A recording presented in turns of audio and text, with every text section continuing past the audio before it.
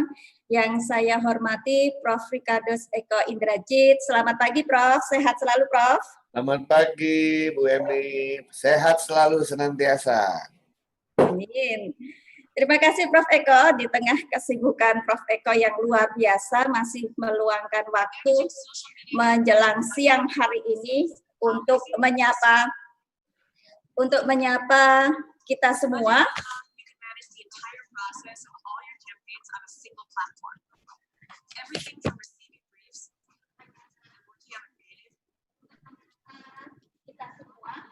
Terima kasih Prof. Eko, di tengah kesibukan beliau yang luar biasa masih meluangkan waktu menjelang siang hari ini untuk menyapa dan memberikan semangat buat adik-adik mahasiswa di Institut Sains Teknologi Akprin Yogyakarta dan juga pemirsa di Prof. Eko Channel dengan memberikan share ilmu serta pengalaman beliau di bidang IT. Agenda hari ini, Prof. Eko akan bersama kita dengan kegiatan Ekoji Goes to Campus bersama Institut Sains dan Teknologi Akprin Yogyakarta. Yang kami hormati Bapak Dr. Insinyur Amir Hamzah MT, Rektor Institut Sains dan Teknologi Akprin. Selamat pagi Pak Amir, salam sehat selalu. Yes, alhamdulillah sehat-sehat. Terima kasih. Selamat pagi Pak Amir. Selamat pagi Prof. Eko. Ya, sehat-sehat Pak Rektor. Ya, alhamdulillah. Amin. Oke, yang saya hormati juga Bapak WR3, Institut Sains dan Teknologi Akprin, Bapak Insinyur Joko Waluyo MT yang berkenan bergabung pada kuliah umum Ekoji Goes to Campus Institut Sains dan Teknologi Akprin pada hari ini. Dan juga teman-teman Raja Wali yang telah bergabung juga di Room Meeting maupun di live streaming Prof. Ekoji Channel. Saya lihat ini adik-adik juga sudah mulai bergabung ini Prof, tidak hanya dari Jogja saja, tidak hanya dari Institut Sains dan Teknologi Akprin. Ini saya lihat juga ada dari NTT juga, kemudian mantap. gitu, Prof. Mantap ini Prof. Oke, puji syukur kita panjatkan kehadirat Allah Subhanahu wa Ta'ala, Tuhan yang Maha Esa, karena hanya atas perkenannya kita dapat hadir di forum online pagi hari ini menjelang siang. Kami ucapkan selamat bergabung pada seluruh pemirsa Prof. Ekoji Channel, terkhusus ini Prof. Eko dan Pak Amir, adik-adik mahasiswa baru Institut Sains Teknologi Akprin yang sudah bergabung untuk siap mendapatkan pencerahan dan inspirasi dari dua narasumber yang luar biasa pada hari ini. Harapannya ini Prof. Eko dan Pak Amir, adik-adik mahasiswa nanti bisa menyiapkan diri dengan lebih baik untuk masa depannya. Apa saja dan bagaimana caranya kita tunggu nanti ya adik-adik mahasiswa, paparan dari dua narasumber kita yang luar biasa. Jadi adik-adik stay tune selalu di YouTube channel Prof. Ekoji. Karena beliau adalah selain dari pakar di bidang IT, juga rektor dari perguruan tinggi yang sudah punya pengalaman yang luar biasa, terutama Prof. Eko. Beliau adalah rektor dari Universitas Pradipta, kemudian Bapak Dr. Amir Hamzah, rektor dari Institut Sains Teknologi Akprin, yang tentunya sudah banyak mencetak cendekiawan muda di bidang IT dan engineer gitu ya.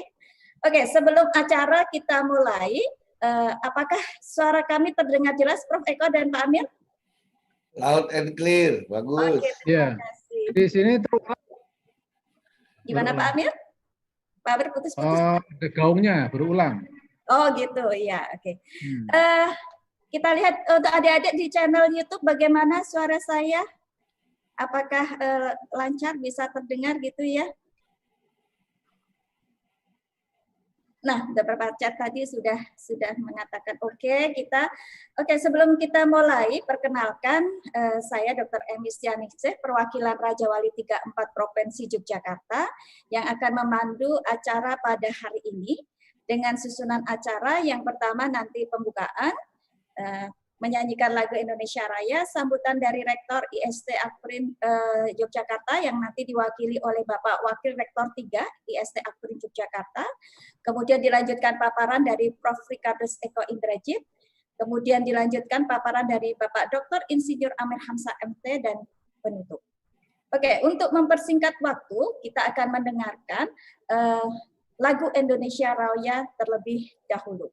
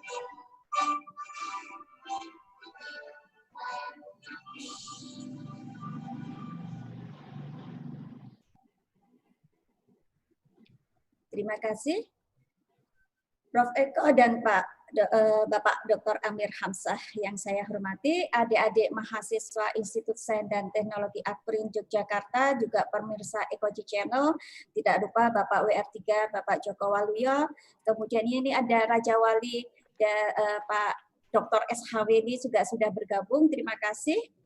Kami informasikan bahwa Ekoji Goes to Campus bersama Institut Sains dan Teknologi Akprin pada hari ini berupa kuliah umum yang mengambil tema mahasiswa yang berkarakter unggul dan tanggap akan perkembangan industri 4.0 dan Society 5.0 yang diselenggarakan oleh Raja Wali 34 bekerja sama dengan Ekoji Academy serta Institut Sains dan Teknologi Akprin Yogyakarta.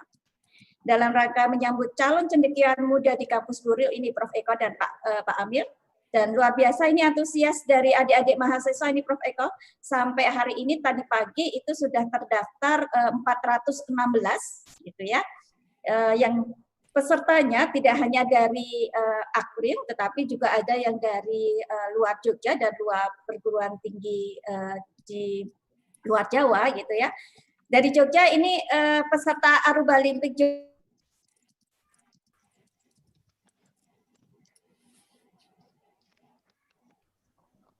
Komandan. Ya, teman-teman sekalian, kayaknya ada masalah koneksi dari Ibu Emi. Ya, biasa dalam berkomunikasi selalu ada masalah infrastruktur. Nampaknya Pak Rektor juga Pak Amir Hamzah juga mengalami hal yang sama. Mungkin satu jalur itu ya. Jadi that's okay, nggak apa-apa. Sambil ngobrol-ngobrol. Untuk saya gimana, Prof? Kalau Pak Joko Waluyo lancar. Alhamdulillah. Ya. Nah, kalau Pak Rektor juga sudah masuk kembali, sudah lancar. Nah, itu dia Bu Emi. Maaf Prof. Eko, ada sedikit gangguan. Ini di Jogja 2 hari ini jaringannya terus gitu ini Prof. Eko. Pokoknya Bu Emi bilang aja di YouTube, kalau mati jangan panik, tetap di situ. Oke, siap gitu ya Prof ya. Oke Prof, ini peserta kita dari Aruba Limpik, mahasiswa kita yang kita banggakan pada gabung juga ini Prof pada mantap. Udah kangen nih.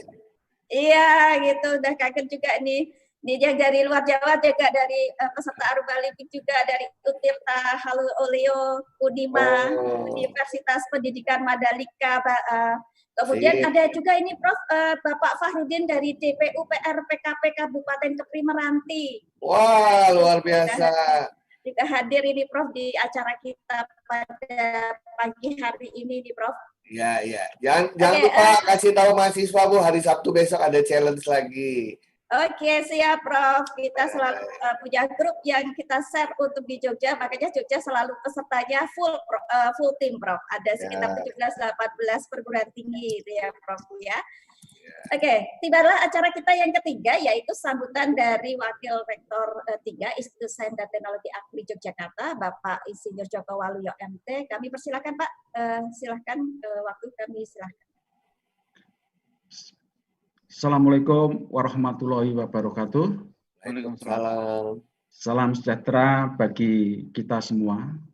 Yang saya hormati Prof. Eko Indajid, yang saya hormati Dr. Insinyur Amir Hamzah MT, dan yang saya hormati Dr. Emi Setianingsih SSI MKOM, dan tadi ada tamu dari Raja Wali Dr. SHW ya, kalau tidak salah.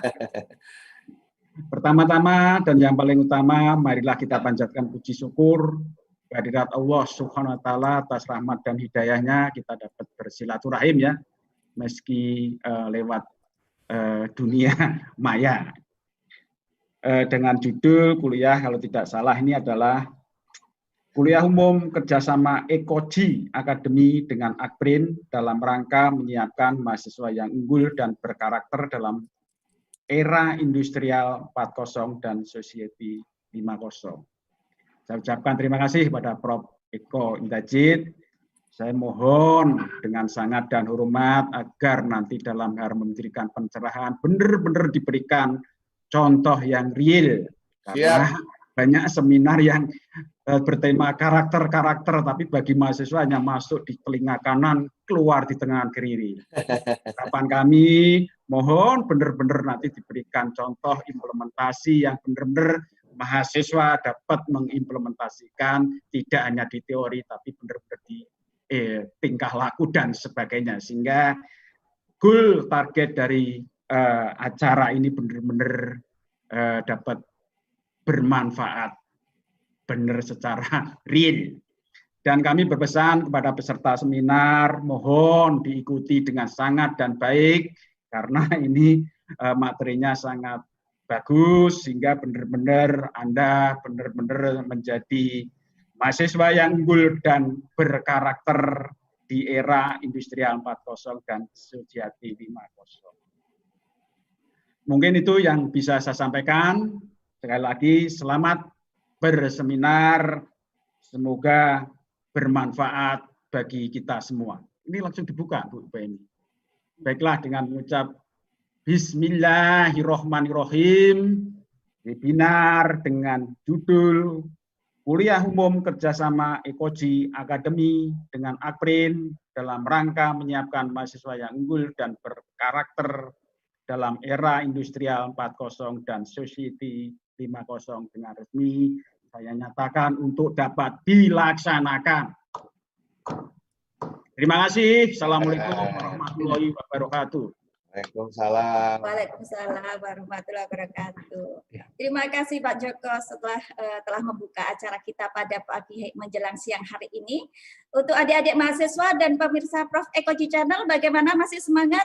Saya lihat ini Prof ada Raja Wali dari NTB, Bu Hasnur, adik-adik mahasiswa di bawah asuhannya Encik Vivi dari Manado.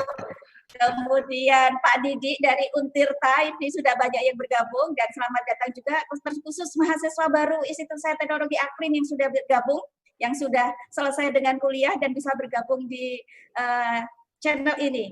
Oke, kini tiba waktunya kita mengikuti bincang-bincang kita dengan narasumber kita yang luar biasa, Prof Eko Indrajit ya.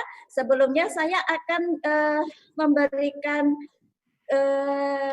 CV beliau yang luar biasa yang nanti bisa adik-adik jadikan panutan gitu ya. Prof Eko Indrajit, guru besar bidang komputer dari Perbanas. Beliau rektor Pradita University, sarjana teknik beliau dari ITS, dan luar biasa adik-adik, magister beliau 5 dari 5 negara. Kemudian doktor beliau 2 dari 2 negara, dari Filipina dan Polandia. Dan saat ini adik-adik sungguh sesuatu yang saya sendiri juga tidak bisa mengikuti jejak beliau. Beliau masih berkuliah lagi doktor 2 ya Prof Eko ya? Iya, Bu. Di UNJ juga di Ilmu Pertahanan Universitas Pertahanan Indonesia ya Prof ya? Ya, betul. Ya, kemudian kalau sertifikasi untuk kompetensi dan profesiensi, jangan salah adik-adik. Beliau punya 300 sertifikat dari perguruan tinggi berkelas di seluruh dunia. Hebat sekali ya Prof ya. Ini nanti ditularin, saya tularkan ke orang lain. Iya Prof. Ini yang kita tunggu-tunggu Prof. Bagaimana ini kita dapat sertifikasi kompetensi yang begitu banyak ini. Dan tentunya dengan biaya murah ya Prof ya.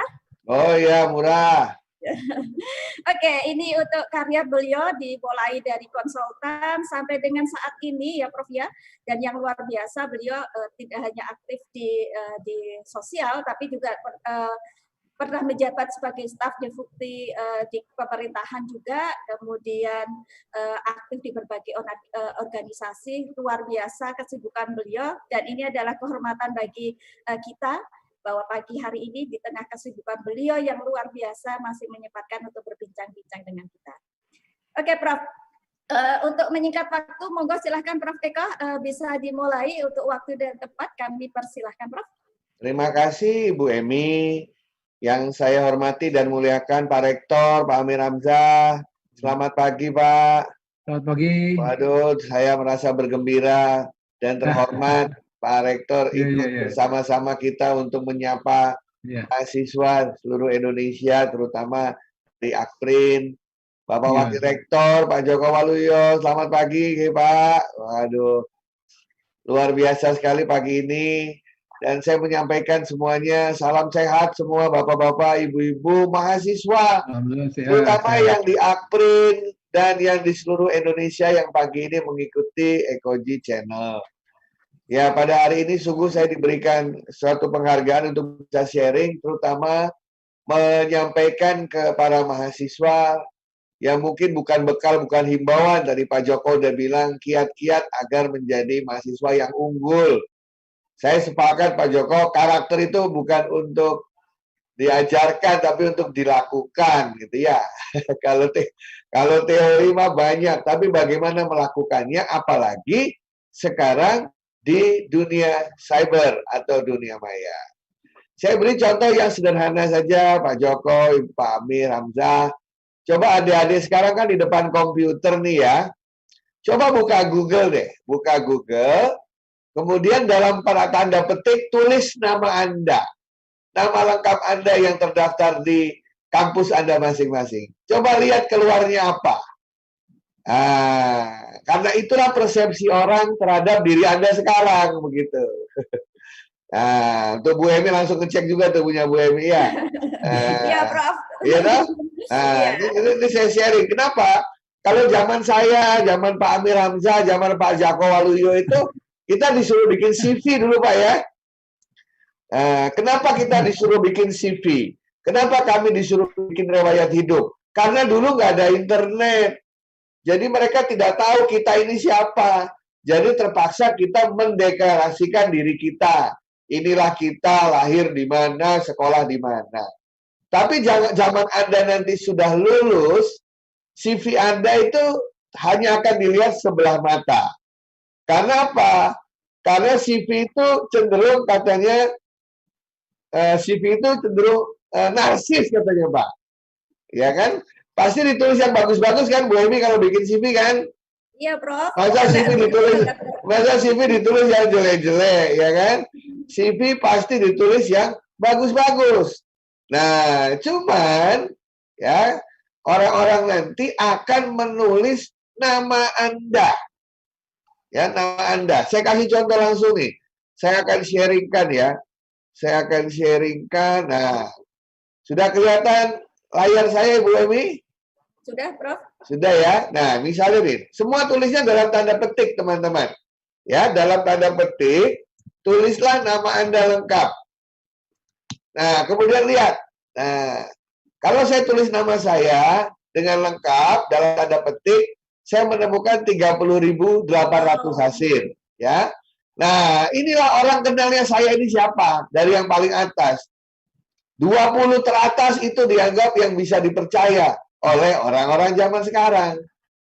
Nah, jadi hati-hati kalau Anda sekarang misalnya berinteraksi dengan teman lain, ya, bayangin Pak Joko atau Pak Amir, nanti anak-anak kita kalau mau cari pekerjaan, udah pinter, IP-nya sudah bagus, terus keluar di sini ternyata belum bayar kantinnya di kampus dulu masih ngutang gitu ya.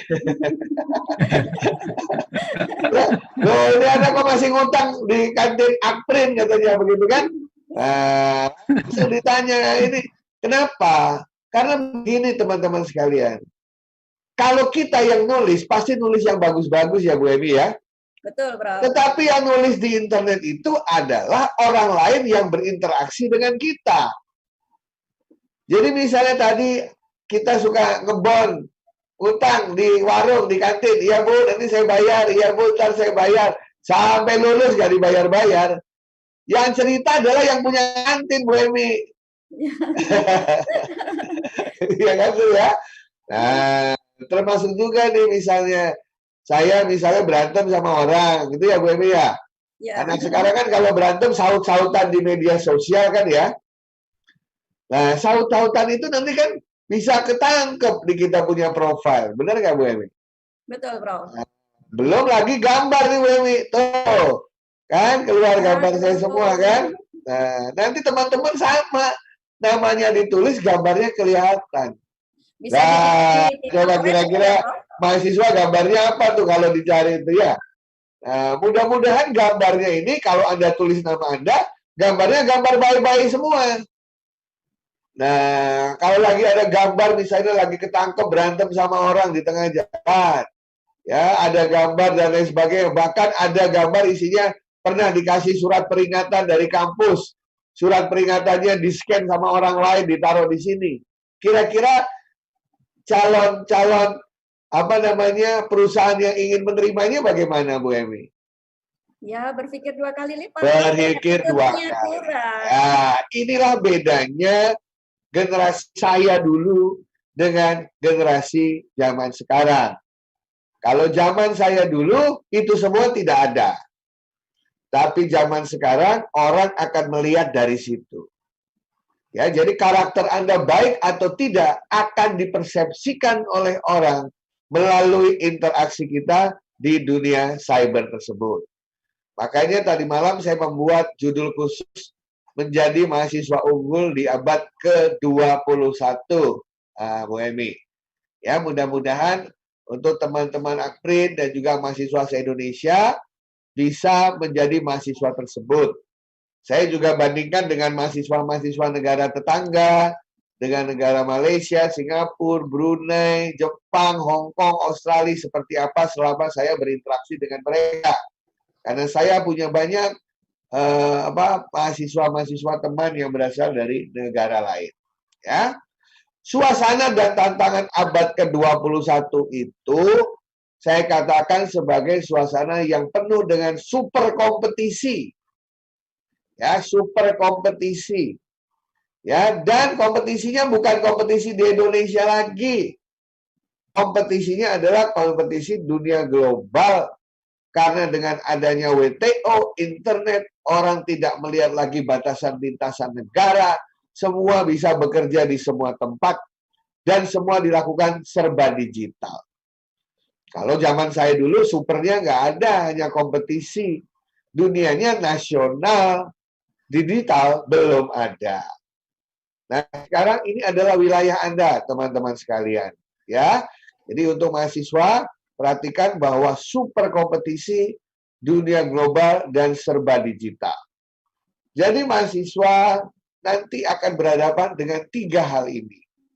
Kalau 3 hal ininya baru kita persiapkan nanti kalau sudah lulus, Bu Emi, itu sudah terlambat. Ya, karena sekarang itu orang yang sudah lulus dari kampus itu sudah memiliki banyak sekali kompetensi, banyak sekali network. Jadi kuliah zaman saya dengan zaman Anda berbeda sama sekali. Zaman saya dulu adalah yang penting lulus dulu baru cari kerja. Jadi makanya dikatakan sebagai fresh graduate. Ya, jadi lulusan yang masih fresh alias masih kosong, belum punya pengalaman. Tapi zaman sekarang karena judulnya super kompetisi, maka semenjak mereka sudah berada di kampus, mereka sudah mengumpulkan pengalamannya. Ya, saya ulangi, semenjak di kampus, mereka sudah mengumpulkan pengalamannya. Apakah pengalamannya hanya dalam dunia nasional saja? Tidak. Ya, pengalamannya adalah pengalaman global. Kenapa pengalaman global? Karena dengan internet, Anda bisa berinteraksi dengan mana saja. Tadi Ibu Emi mengatakan bagaimana saya bisa mengumpulkan 300 sertifikat dari 300 kampus yang berbeda di seluruh dunia. Sebenarnya mahasiswa bisa juga. Mungkin karena tidak tahu caranya, maka tidak melakukannya. Kenapa demikian?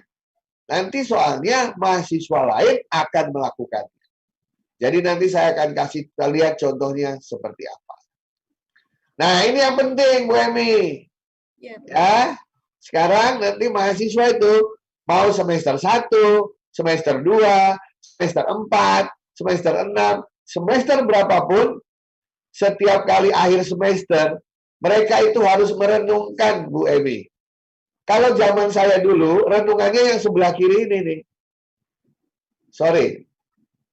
Ya, renungannya sekarang itu adalah Anda bisa apa? Ini hari ini, Mbak.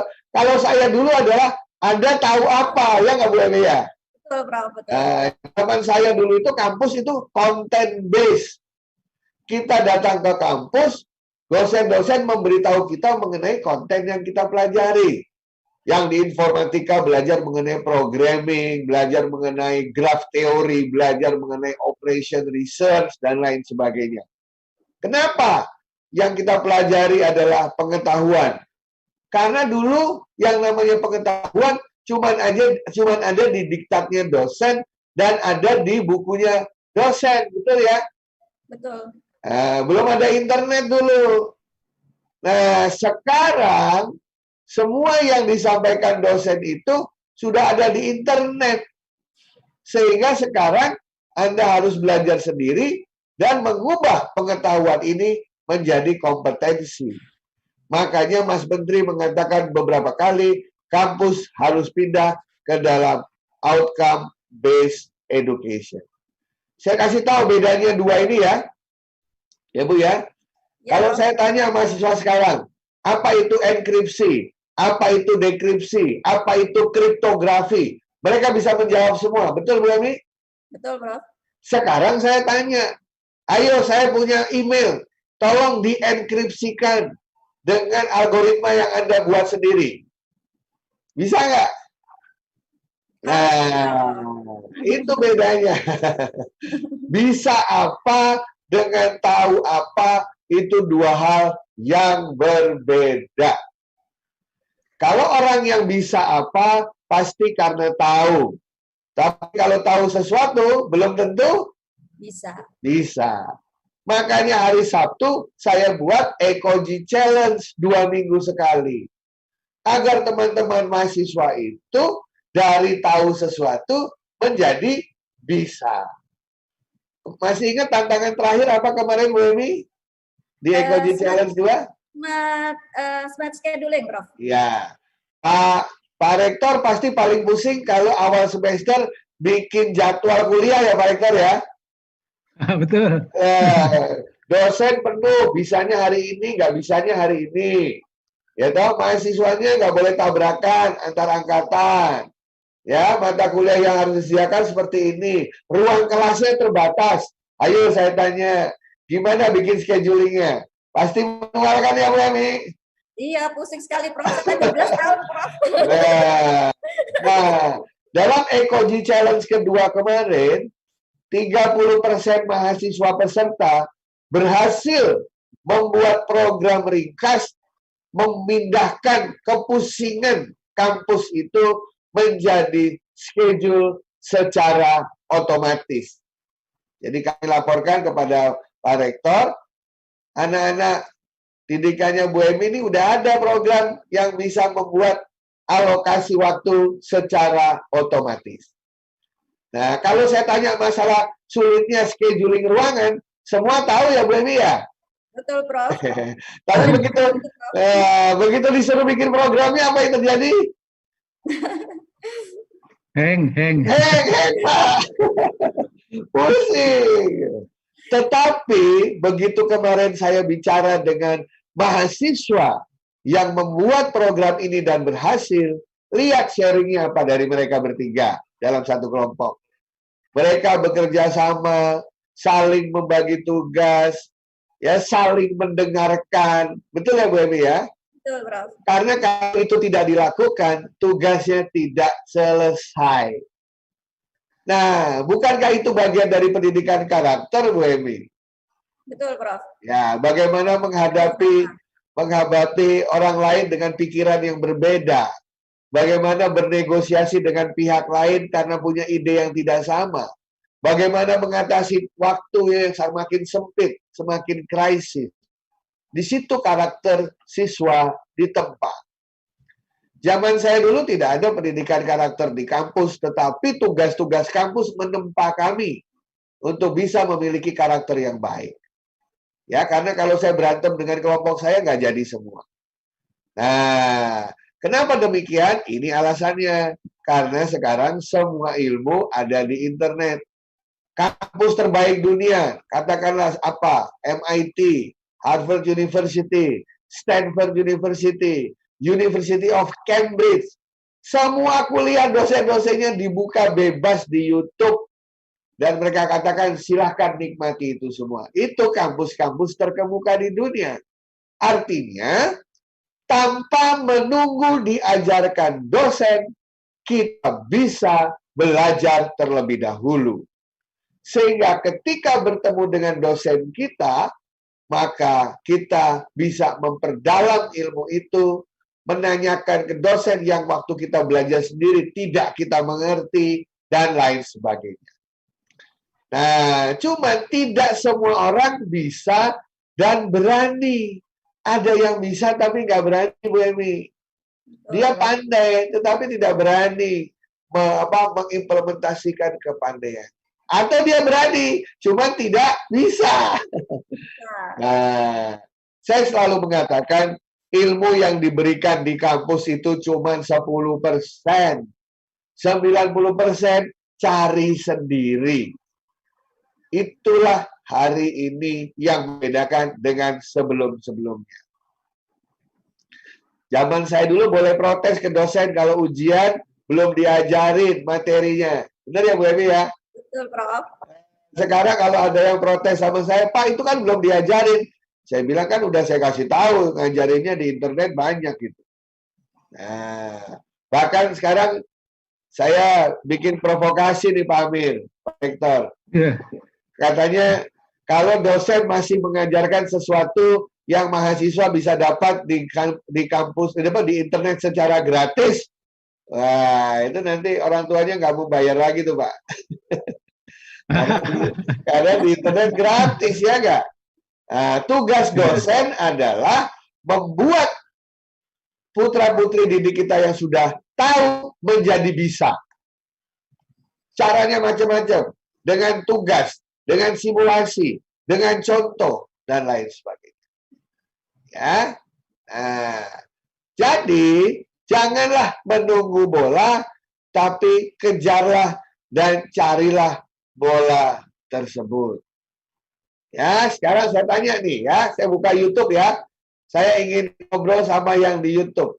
Berapa dari adik-adik sekalian, ya, coba sekarang tulis namanya di internet di dalam tanda petik.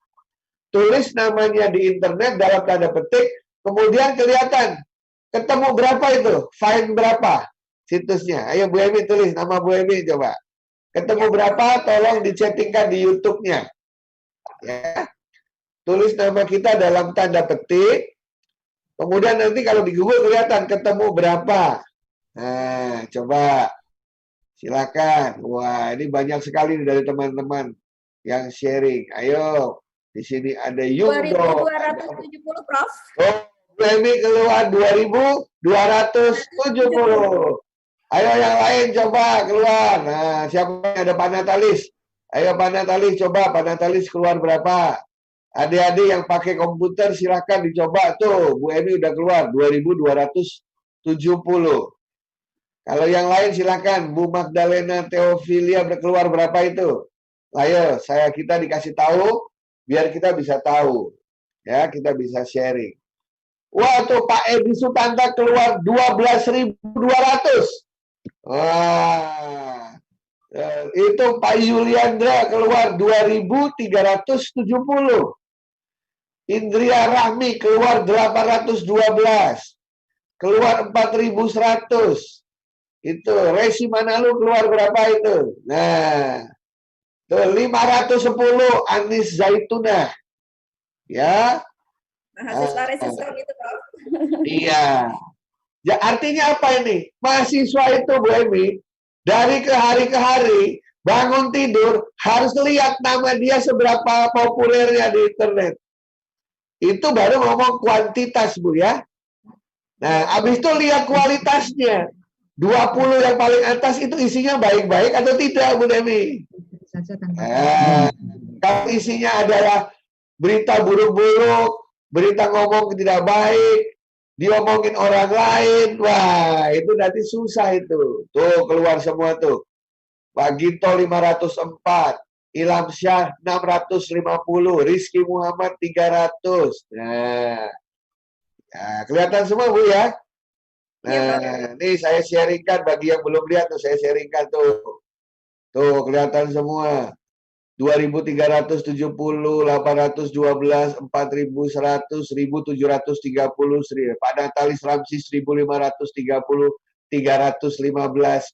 Nah, ini yang dimaksud dengan mahasiswa itu tiap hari harus lihat namanya di situ. Namanya harus dijaga, Bu Emi. Karena itu aset yang luar biasa. Nah, saya yakin Pak Amir Hamzah, Pak Joko Waluyo, kalau nanti mau cari calon mantu tuh akan ditulis namanya dulu di internet itu. Seleksinya lewat internet ya, Prof? Nanti Anda akan berhadapan dengan orang tua satu level dengan saya loh. Anak-anak saya itu nanti pacarnya siapa akan saya cek di internet ya Pak Amir ya. Nah, karakternya akan saya lihat dari situ. Kalau zaman saya, zamannya Bu Emi dulu, nggak bisa kelihatan. Kalau mau ketemu calon mertua, kita pura-pura baik. Dulu gitu tuh. dulu ada istilah apa? Bibit, bobot, gitu ya. Bebet. Iya, jadi kalau datang, pakaiannya rapi, kita sopan. Kan begitu ya Pak Amir ya? Nah, zaman Anda nanti, nama Anda akan ditulis di Google. Terus dilihat di bagian gambar Bu Emi. Ya. Lihat itu fotonya kayak apa, rapi nggak? Walau celana pendekan, nggak pakai baju, sudah selesai, nggak jadi kita jadi mantu. Nah, jadi disitulah kita harus menjaga perilaku kita, menjaga karakter kita, karena orang lain akan melihat catatan kita secara elektronik. Anda tidak bisa menghindari itu. Kenapa? Karena Anda mahasiswa Aprin, nanti waktu wisuda, nama Anda akan ditulis, di internet bisa dilihat. Betul Bu Emi ya? Betul, Bro. Nah, nanti kalau Anda mendapatkan SP, surat peringatan dari Warek 3, terus ada teman Anda yang cerita, nama Anda akan terlihat di internet. Betul Bu Emi? Betul, Bro. Ya, kita nggak akan cerita kita dapat SP3. SP3 dapat SP1. Tapi orang-orang yang kita sakiti, orang-orang yang membuat kita mendapatkan surat peringatan dari wakil rektor, itu yang akan cerita mengenai diri kita. Nah, oleh karena itu tidak ada cara lain, jadilah orang baik-baik. Itu kan ya? Nah, itu hal yang sederhana. Ya. Nah, inovasi dan rekreasi adalah kunci sukses. Berkali-kali Mas Menteri kita mengatakan bahwa mahasiswa harus bisa menghasilkan karya. Nah, ini ada mahasiswa di YouTube nih ya, semester 1 sampai semester 8 mungkin ada di YouTube ini. Boleh saya dikasih tahu, selama Anda kuliah, Anda ngerjain tugas, Anda ikut unit kegiatan kemahasiswaan, Anda sudah membuat karya apa saja. Kalau pernah bikin program apa? Apakah itu bagian dari tugas, itu bagian dari tempat lain? Silakan. Ayo, saya tunggu.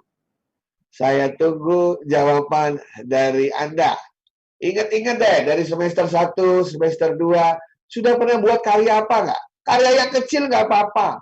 Bikin program kecil, boleh. Ya. Bikin sistem informasi kecil boleh ya, karya-karya sederhana dari unit kegiatan kemahasiswaan maupun dari tugas-tugas yang diberikan. Ayo saya tunggu ya. Sudah pernah membuat apa? Pernah membuat animasi? Tulis di situ. Nah, ini Yuliandra nih. Saya membuat program kajian dan maulid setiap Rabu sore semester 3. Hebat tuh kan? Yuliandri sudah membuat program kajian dan maulid setiap Rabu sore. Mantap. Ayo karya yang lain ditunggu. Sudah membuat apa ayo? Sekecil apapun tidak masalah. Ya, kreasi itu tidak selalu harus yang hebat-hebat. Hal-hal kecil tapi yang membuat kita belajar dari situ dan ilmu kita menjadi suatu artefak namanya. ya, artefak atau karya tersebut. Ayo ditunggu. Ditunggu sharingnya. Ya, nah ini Pak Ginto, saya pernah membuat kompor surya. Wah, mantap. Kompor tenaga surya, hebat Pak Ginto. Ya, nah Pak Hendra Zulpiadi, saya pernah membuat sistem informasi mengolah nilai berbasis web. Wah, itu hebat Pak Hendra. Aprilia, oh belum, baru lapor hadir. Ayo, mana lagi? Saya pengen lihat karya-karya dari Anda. Nah, nih, Fadil, saya pernah membuat penelitian rumput laut. Diubah jadi pengusir nyamuk. Hebat. Saya pernah membuat pintu otomatis menggunakan Arduino. Wah, jago IoT nih, Pak Ansien. Nah, ini penting semua karya-karya kecil ini. Kenapa? Saya tantang nanti mahasiswa April, ya Bu Emi ya. Ya, Prof. Kalau sudah lulus, CV-nya sudah lengkap Bu April. Ya, di CV-nya itu ditulis, selama saya di April, pernah membuat apa saja. Ditulis itu semua. Karena itu nanti kalau orang yang ingin mencari profesional melihat itu, wih, waktu mahasiswa dia sudah membuat ini, membuat itu, membuat ini, membuat itu. Nah, tapi punyanya Pak Nur ini jangan ditulis.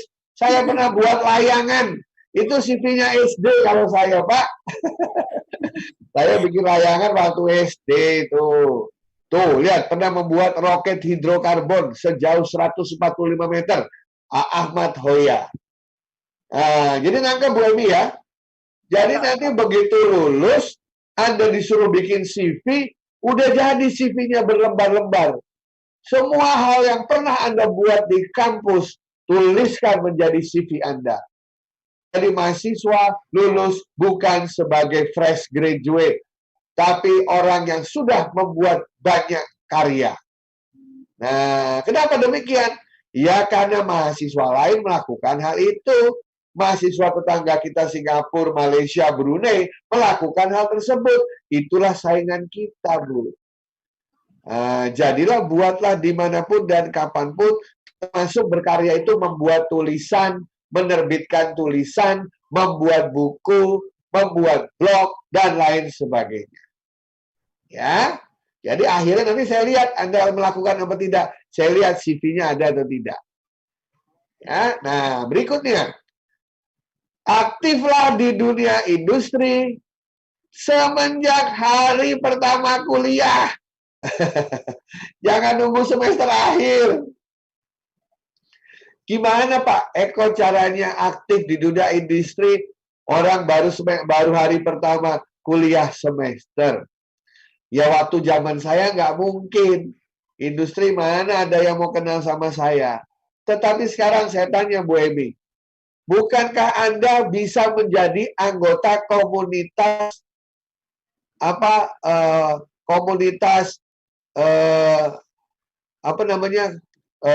media sosial dari komunitas manapun, betul ya? Betul, Prof. Bisa. Anda bisa jadi anggota nggak? Jadi anggota dari peneliti sistem informasi. Bisa. Ada syarat harus dosen? Ada syaratnya Bu, dia harus dosen? Enggak kan? Semua orang boleh. Ada nggak asosiasi pengusaha UKM Yogyakarta? Ada, Prof. Bisa nggak mahasiswa jadi anggotanya? Bisa, Prof. Bisa, itu maksud saya. Bahwa yang namanya aktif di dunia industri, bukan artinya kita ke kantornya, kita ke tempatnya, magang, bikin sesuatu. Tidak. Anda jadi anggota komunitas itu. Jadi anggota asosiasi IoT Indonesia. Jadi anggota asosiasi Big Data Indonesia. Jadi anggota perkumpulan mahasiswa peneliti panel surya. Apapun itu, ya, jadilah anggota asosiasinya. Orang informatika, ada ratusan asosiasi di Republik ini. Asosiasi animasi, asosiasi piranti lunak, asosiasi network. Nah, hari pertama Anda aktif. Mungkin belum berani untuk sharing, nggak apa-apa. Tapi mendengarkan pembicaraan mereka, agar Anda tahu ruang kita berkreasi. Nanti kalau bidang kita itu seperti apa pekerjaannya, kita tahu semenjak kita berada di kampus. Nah, ya, aktiflah di sini. Aktif juga berarti ikutlah pertemuan-pertemuan mereka. Apalagi sekarang ada Zoom, ada Webex, ada YouMeet Me, ada YouTube, bisa dari mana-mana. Jadi saya anjurkan tiap hari ini Bu, baca dan browse. Ya, baca, paling tidak baca judulnya dulu ya Bu ya, kalau nggak mau baca dalamnya ya. Baca dan browse. Ya, kemudian join dan participate. Ya, join dan participate. Coba saya tanya adik-adik mahasiswa sekalian. Ya. Adik-adik mahasiswa, kalau saya tanya, Anda saat ini menjadi anggota dari perkumpulan apa saja? Coba, saya mau lihat di YouTube. Adik-adik mahasiswa sekarang menjadi anggota di perkumpulan apa saja yang berbau industri? Ya, menjadi anggota mana? Ah, siapa coba? Nah, Bu Emi boleh ngintipin tuh di YouTube tuh. Ayo. Jadi anggota mana coba? Saya pengen tahu ya. Ya, yang berhubungan dengan industri. Ya, jadi misalnya jadi anggota dari perkumpulan perkumpulan IoT, perkumpulan machine learning, perkumpulan pengusaha muda, perkumpulan startup mahasiswa. Nah, ayo. Ayo, siapa yang mau sharing nih? Himasta kan dalam kampus ya. Dalam kampus saya nggak akan tanya, itu udah pasti ya. Di dalam kampus. Di luar kampus justru. Nah, di industri. Nah, kalau belum jadi anggota, pasti karena belum browsing ya Bu Emi ya. Betul, Prof. Nah, ayo browsing. Anak-anak SI, coba tulis Asosiasi Sistem Informasi. Tulis sekarang. Nah, tadi Pak Joko Waluyo bilang nggak boleh kebanyakan teori ya. Langsung saya sharing nih ya, saya praktekin nih. Ayo Bu Emi, kita sama-sama cari nih. Kita sama-sama cari asosiasi apa yang berhubungan dengan teman-teman ya. Ayo Bu Emi kasih tahu saya nih, mau cari asosiasi yang berhubungan dengan apa Bu Emi? Cyber security, Prof. Oke, asosiasi cyber, kelihatan ya? Kelihatan ya? Tuh, asosiasi tuh ada CSI, Cyber Security Indonesia, ada Asosiasi Cloud Computing Indonesia, Asosiasi Keamanan kali ya? Ya. Oh, tuh ada tuh, Asosiasi Cyber Security Indonesia. Tuh. Atau kalau mau tarik Asosiasi Keamanan Informasi, coba kita lihat. Asosiasi Keamanan Sistem Informasi itu Bu. Oh iya, betul. Nah, betul ya. Oh. Nah, jadi saya harus menjadi anggota ini, Prof. Lah iya, jadi anggota semua. Ini mahasiswa harus berani jadi di situ. Ya tuh, didirikan tahun 84, tahun 82 didirikan tuh. Nah, ayo teman-teman jadi anggota situ. Ada lagi nggak? Ada nggak asosiasi informatika? Asosiasi informatika tuh ada Ikatan Ahli Informatika Indonesia. Aptikom. Ya, Aptikom ada tuh, ada AISINDO ya Bu ya? Ya, betul. Asosiasi Sistem Informasi. Oke, kita cari asosiasi yang berhubungan dengan IoT ada nggak? Tuh, ASIOT. Asosiasi IoT Indonesia. Apalagi Asosiasi Big Data. Tuh, ada ABDI, Asosiasi Big Data. Ya, asosiasi jaringan komputer, ayo. Tuh, ada nggak? Asosiasi profesional jaringan. Nggak ada semua, Bu.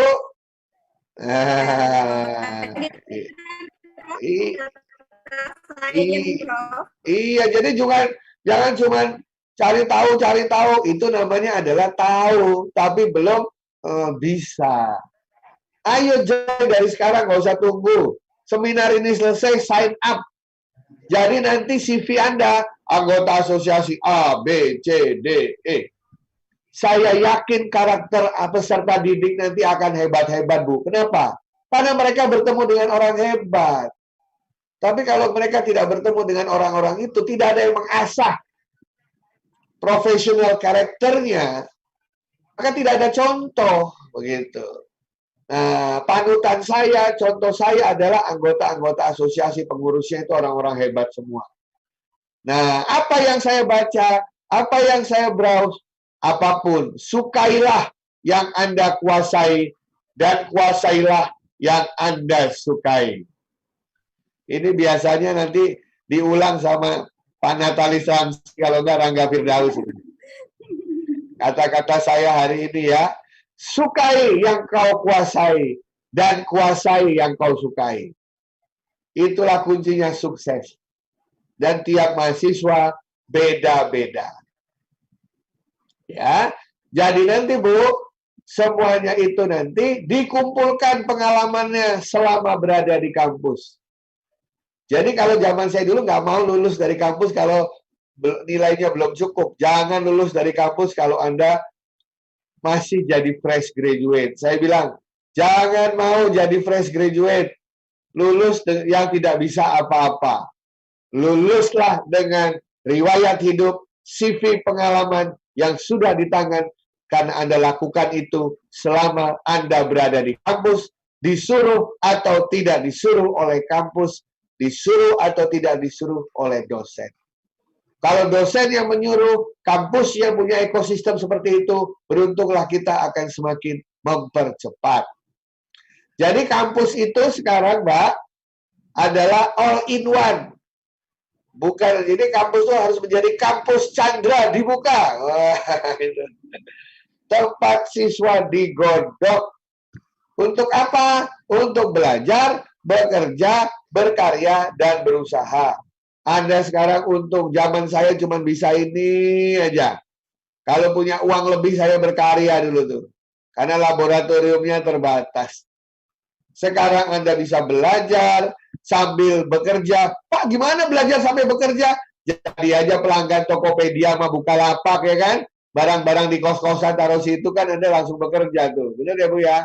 Iya, Bro. Ya, anak-anak mahasiswa bisa langsung memberikan les ke siswa SMP SMA, betul?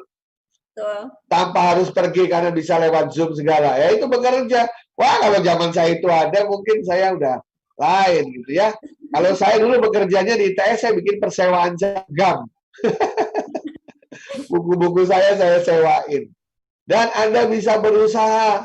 Berusaha apa? Kalau Anda dari sekarang punya teman-teman dari asosiasi Bu Emi, ya saya ulangi nih, kalau mahasiswa sekarang sudah kenal dengan pengurus asosiasi sistem informasi, asosiasi teknik informatika, asosiasi IoT, saya jamin dalam tanda petik, nanti Anda lulus, bekerja sama dia, kemungkinan besar akan dia terima, karena dia sudah melihat potensi Anda dari awal.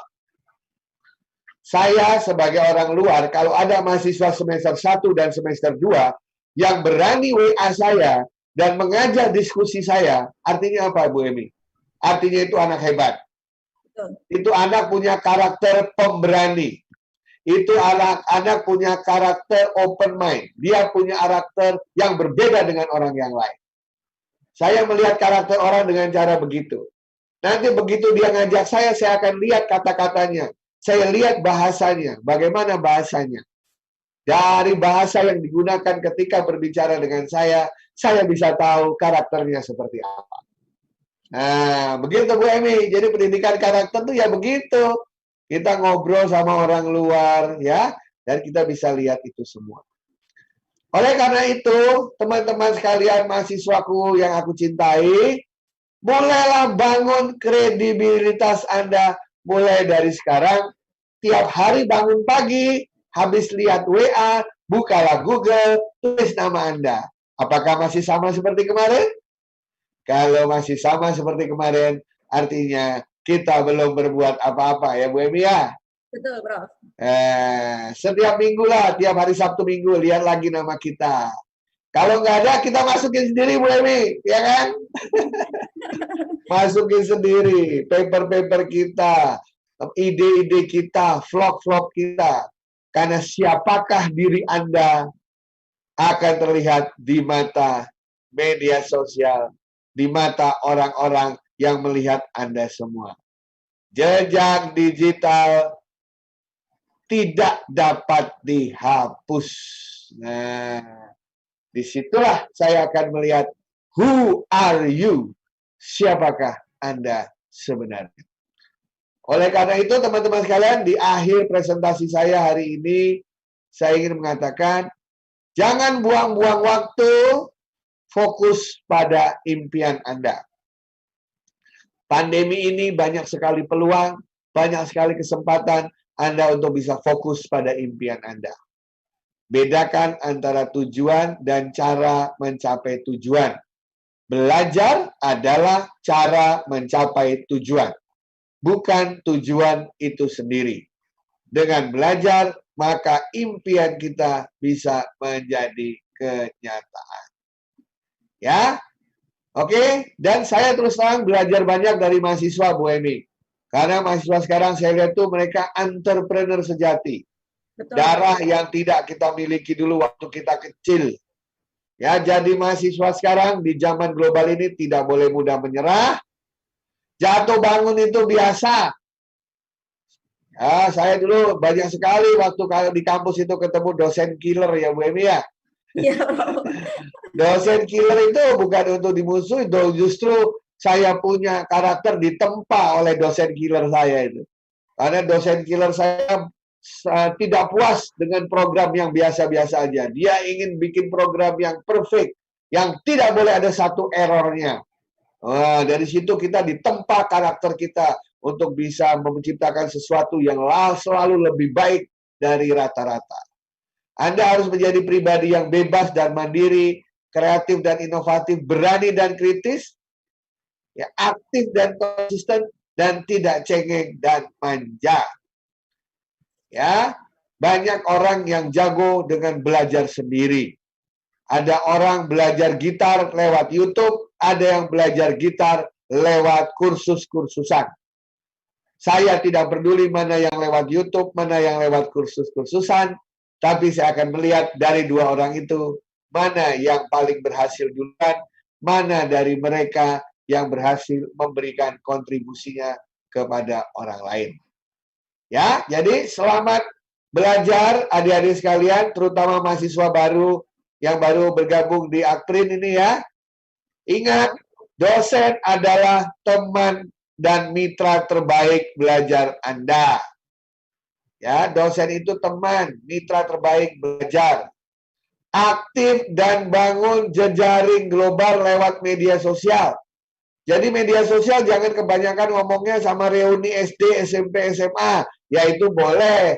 Tapi sekarang ayo gabung media sosial dengan industri yang berhubungan dengan cita-cita dan impian Anda. Ayo gabung ke sana, ke asosiasi-asosiasi profesi.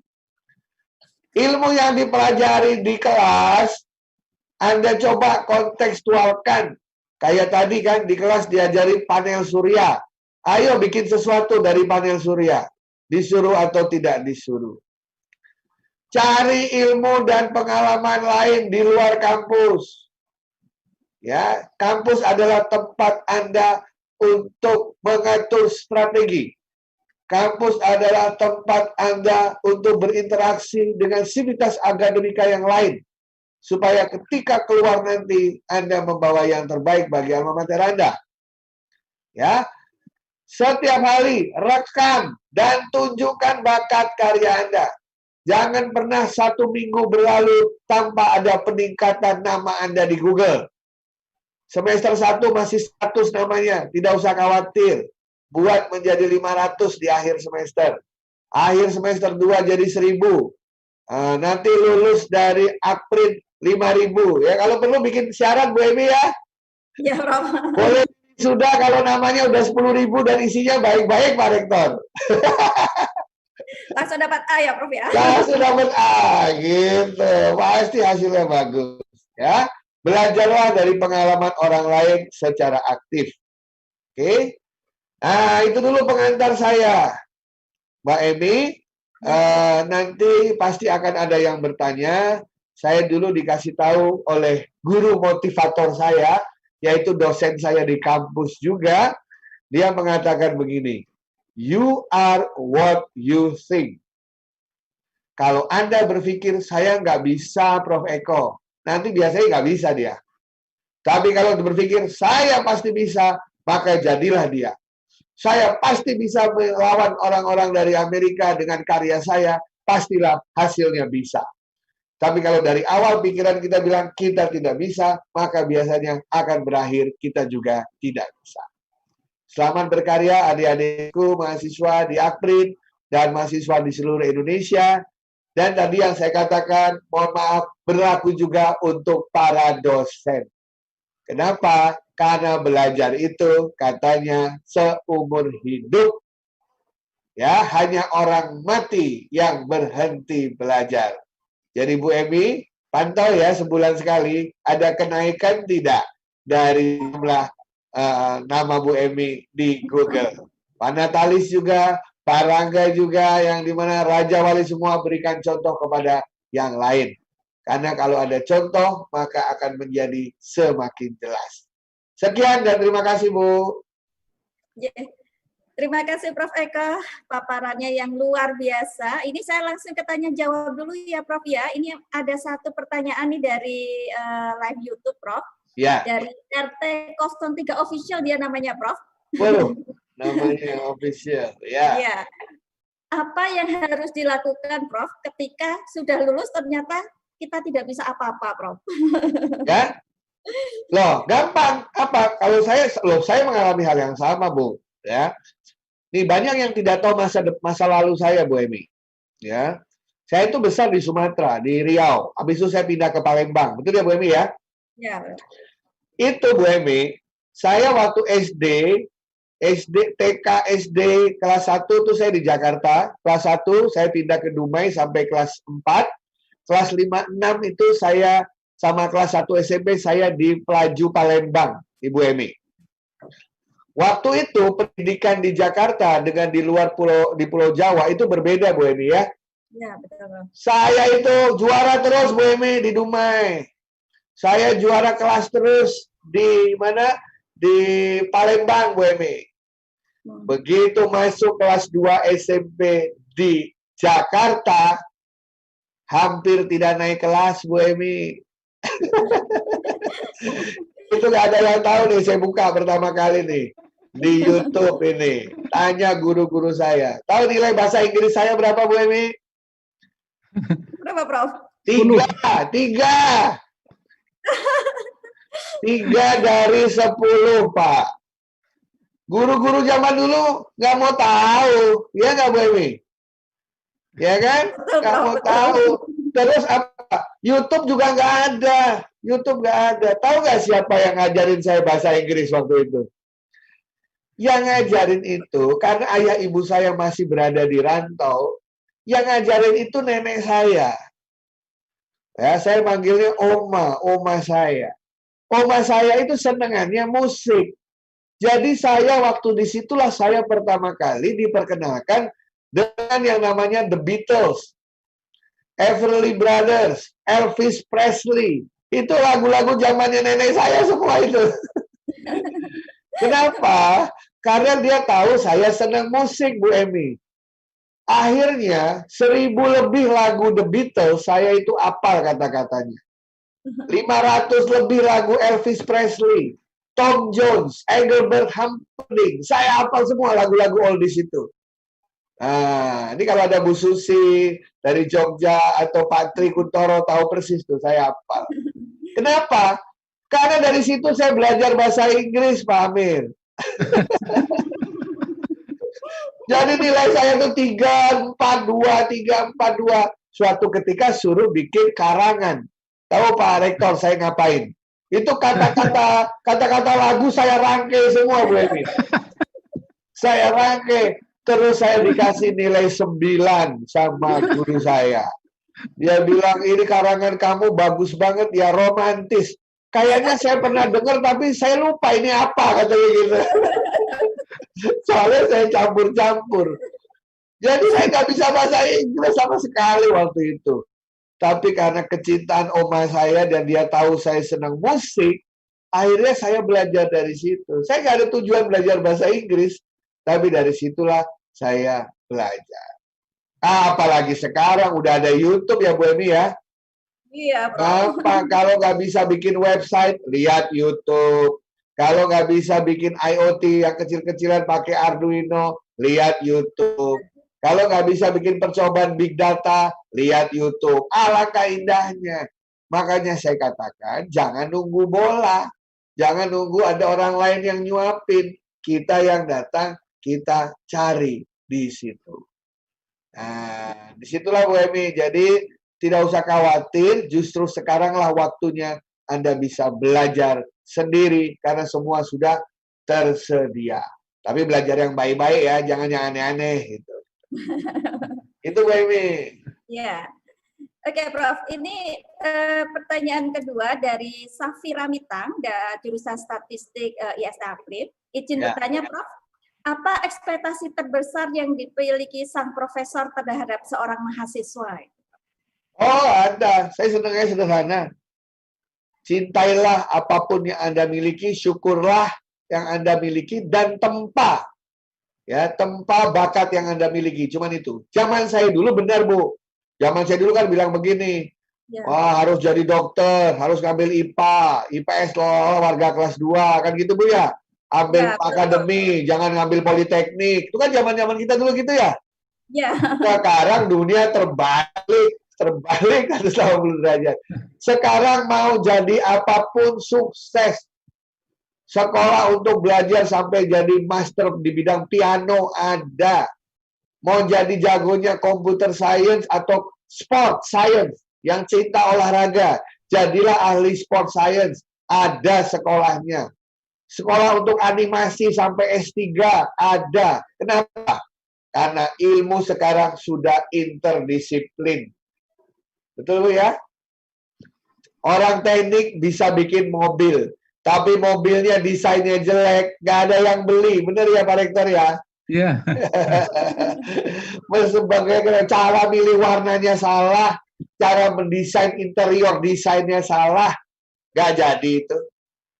Sekarang saya tanya Bu Emi nih ya, anak IPA atau anak IPS nih, kalau ingin cari minyak bumi, itu kira-kira anak IPA atau IPS kalau kita tahu di zaman kita dulu? IPA, Prof. IPA, ya kan? Bukan pertambangan Pak ya, Pak Amir ya? Ya, sekarang saya tanya, minyak itu asalnya dari mana?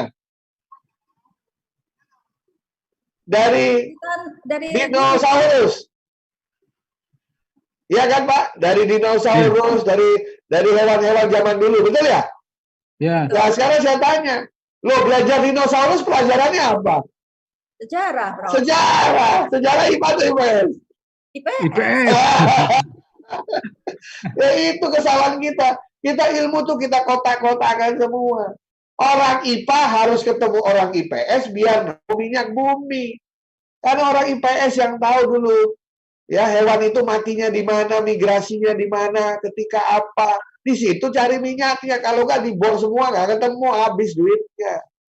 Jadi ilmu sekarang itu sudah saling berhubungan interdisipliner. Jadi adik-adik sekalian, Anda pasti tahu bakat Anda yang diberikan Tuhan kepada Anda itu seperti apa. Tekunilah itu, cuman itu saja. Ya Bu, sukai dan kuasai, tapi benar-benar. Mbak Emi tahu Aderai kan? Mbak Emi tahu Aderai kan? Ya, Bro. Itu teman sebangku saya, Aderai itu. Iya. Cuman bedanya dia body binaraganya segitiga. Kalau saya segitiga sama kaki. Dulu Adera itu jagonya apa tahu Pak Emi waktu SD, waktu SMA sama saya kelas 1. Itu jagonya badminton. Dia adalah sparring partner dari itu jago-jago badminton Indonesia zamannya Lius Pongo dan lain sebagainya. Itu sparring partnernya Adera itu sahabat saya. Kemudian waktu kelas 3 SMA jagonya volley dia. Sekarang dia dikenal dengan binaraganya, betul ya? Di mata saya, dia itu mencintai apa? Ilmu olahraga, sport science. Jadinya profesional, ya nggak Pak ya? Nah, jadi banyak orang tua yang takut anaknya sedang main bola, ntar jadi pemain bola lagi. Belum tentu. Dia senang menekuni sport science, bisa jadi pelatih, bisa jadi arsitek olahraga, dan lain sebagainya. Jadi sekarang sekolah apapun bagus, sekolah apapun ada. Kalau saya jadi Pak Tino, jurusan apapun di mata saya bagus, kata Pak Tino Sidin. Ya, seperti itu Bu Emi. Nggak usah khawatir adik-adikku. Apapun bakat Anda, saya punya 4 anak, beda semua bakatnya. Ada yang senangnya masak, jadi chef. Ada yang senangnya bikin animasi. Ada yang senangnya olahraga. Saya syukuri itu semua sebagai bakat mereka masing-masing. Oke, Prof. Ya. Terima kasih. Ini mungkin pertanyaan terakhir ya, Prof. Ini sudah Silakan. Pertanyaan ketiga, yang lainnya nanti kami akan sampaikan ke Prof. Eko atau bisa dijawab di luar forum ini, ya, Prof. Ya. Selamat datang juga, ini Raja Wali Jawa Tengah, Prof. Dr. NH sudah bergabung juga, Prof. Siap. Saya kalau lihat tulisan NH itu kayak dokter. Kan ada dokter kulit itu, merek apa, NH itu apa itu. Halo Pak Nurul, mantap, dari Jawa Tengah, juara Alubalimpik. Ya, gimana pertanyaannya, Bu Ewi? Oke, ini dari USW Ginto. Ya. Menanyakan ini, Prof. Misalkan kalau nanti kita bekerja terus, pekerjaan yang kita dapat itu tidak sesuai dengan jurusan yang kita ambil, itu gimana cara menghadapinya, Prof. Eko? Begini, kalau saya, yang penting kita itu belajar untuk belajar. Benar nggak, Bu Emi? Betul, Prof. Apa itu belajar untuk belajar? Ilmu saya misalnya nih, ilmu komputer, ilmu informatika itu perubahannya cepat sekali. Kalau saya belajar X sekarang, nanti 3 tahun lagi saya lulus, belum tentu masih pakai X, Bu Emi. Tapi karena saya diajarin caranya belajar cepat, maka mau bidang apapun nanti saya bisa belajar itu secara cepat. Nah, ya, jadi adik-adik sekarang belajarlah untuk belajar. Bagaimana caranya? Gampang, Bu Emi. Saya kadang-kadang iseng-iseng itu belajar sesuatu dari YouTube yang bukan bidang saya, agar saya terbiasa melihat dari sisi lain. Saya bisa main sulap kartu. Pak Nurul tahu tuh, saya senang sulap kartu itu. Ya kan? Ya, saya belajar main pingpong sendiri, target saya ngalahin Pak Nurul, udah tercapai. Gitu? Nah, habis itu saya lihat lagi orang lain, orang kok senang sepedaan ya, saya belajar gimana cara mencintai sepeda itu. Jadi seorang ilmuwan tuh biasanya haus akan berbagai ilmu. Tadi Mbak Emi membacakan CV saya. Kok saya ngambil jurusan banyak banget? Itu bukan karena saya gila gelar, Mbak Emi. Waktu saya pertama kali dulu selesai lulus, saya kerja membuat software karena saya orang IT, Bu Emi ya. Itu banyak software yang nggak bisa dipakai, Bu Emi. Kan saya bingung, udah software bagus-bagus kok nggak dipakai. Ternyata saya harus belajar ilmu bisnis dan manajemen. Karena kalau software saya tidak memberikan manfaat bagi bisnis dan manajemen, maka tidak ada gunanya software itu, sebagus apapun. Akhirnya saya belajarlah ilmu itu. Ya kan? Sudah belajar ilmu itu. Wah, softwarenya laku. Tapi belum tentu dipakai. Kenapa?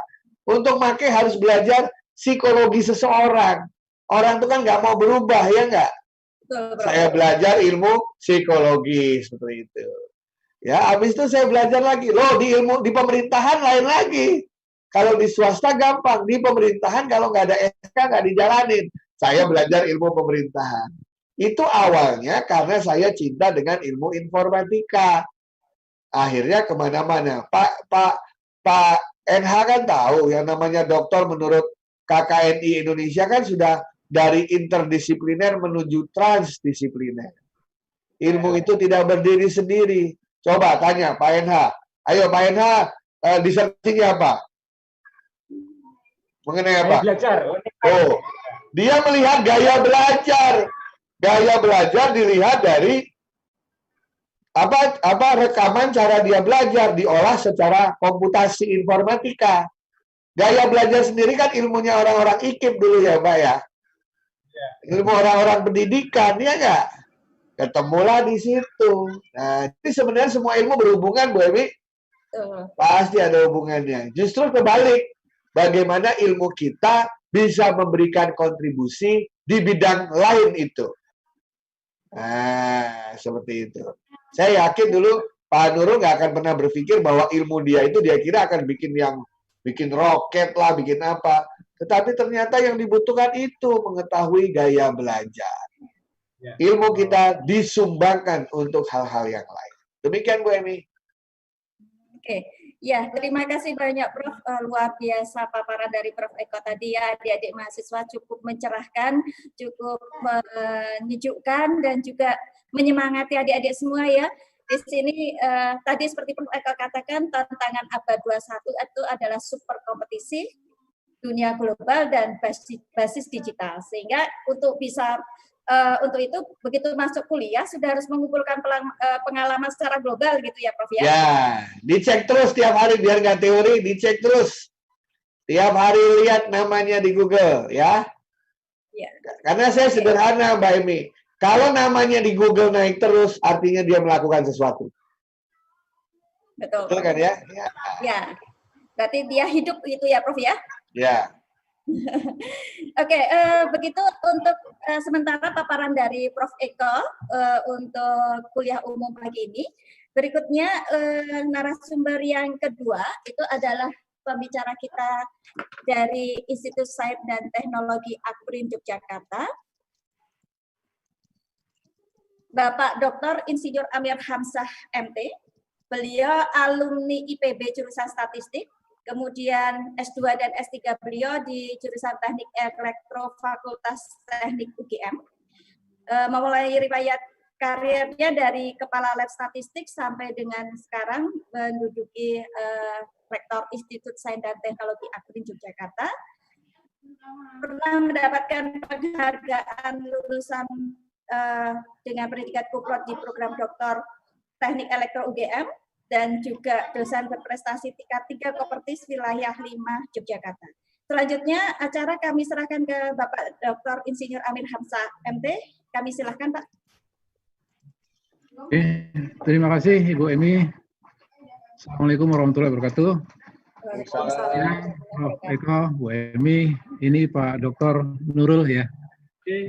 Pak Joko Waluyo, dan juga ini ada para mahasiswa dan mungkin dosen juga. Saya lihat ini cukup banyak dari Universitas Negeri Manado ya. Wah, nambah bumi itu. Banyak sekali ini. Ada Undikma juga Mataram dan juga di kampus-kampus Jogja, ya terutama untuk para mahasiswa baru yang diwajibkan oleh Bu Emi ini, mahasiswa baru untuk mengikuti kuliah yang luar biasa ini.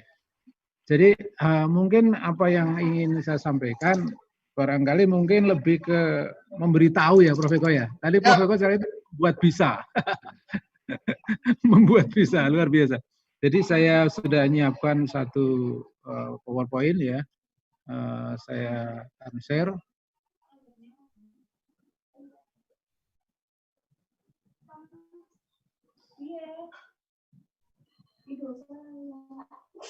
Sudah kelihatan, Bu?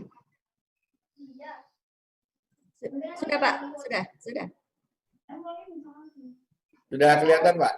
Kelihatan ya? Iya, sudah, Pak. Baik. Jadi sesuai dengan tema, ya mahasiswa yang berkarakter unggul, kemudian tanggap akan perkembangan revolusi industri, dan Society 5.0. Jadi ini akan saya mulai cepat saja ya, supaya mahasiswa sekarang ini kalau Prof. Eko tadi kan ini ya tahun 88 ya Prof. Eko ya. Iya Pak, 88 Pak. Ya, saya 5 tahun lebih depan Pak. Ya, tahun 88. Siap. Ya. Ya, kalau Bapak nyuruh push up, saya push up Pak. Kakak kelas. Jadi saya 81 dulu di Bogor ya. Sempat ini dengan Prof. Uco ya, di Statistik Bogor. Jadi kalau mahasiswa sekarang ini yang baru masuk itu, kalau generasi anak saya yang keempat Prof ini ya, dan juga teman-teman semua. Karena kita ini sekarang ada nama-nama generasi yang bisa mudah kita cari di internet gitu ya.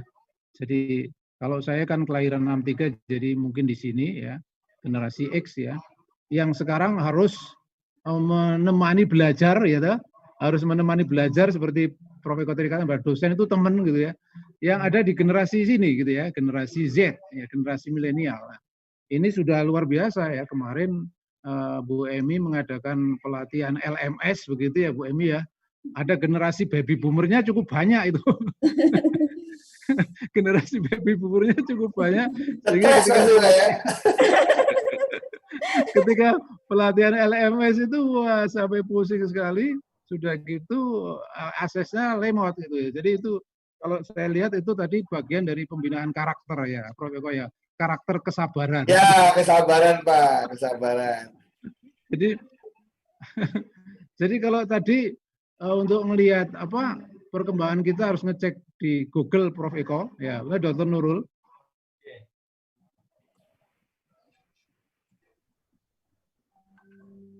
Wah, koneksi terputus Bapak.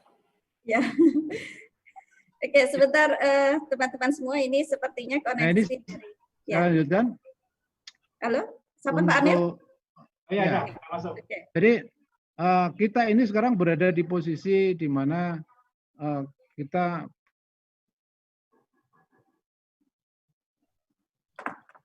terputus lagi ya Pak Amir. Koneksi terputus lagi ya Pak Amir ya.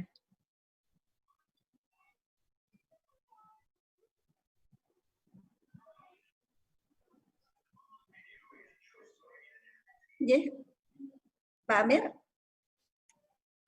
Oke, koneksi terputus sebentar. Ini tadi ada pertanyaan Prof yang belum terjawab juga gitu ya, Prof. Udah itu Pak Rektor udah. Oke. Sebentar. Monggo silakan Pak Amir.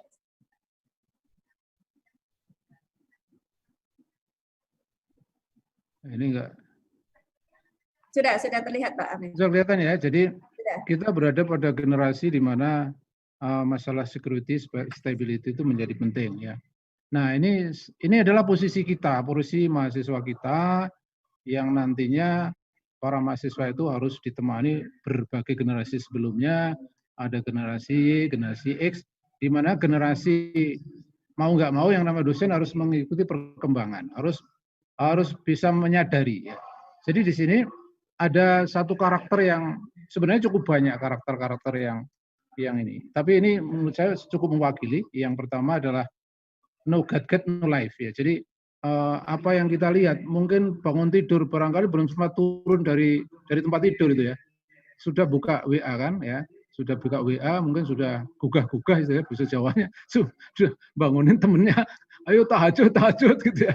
Jadi begitu bangun itu sudah gadget ya. Kemudian karakter yang kedua itu serba cepat. Nah ini akan menyebabkan ada satu hal yang nanti perlu kita sadari bersama tentang kehilangan kepekaan terhadap ruang dan waktu. Maksudnya apa? Jadi ketika kita tuh setiap hari berhadapan dengan layar 2 dimensi, sebenarnya kita sedang lari dari kehidupan ya. Kehidupan itu kan 3 dimensi gitu ya, 3 dimensi, sehingga di sini ada ya.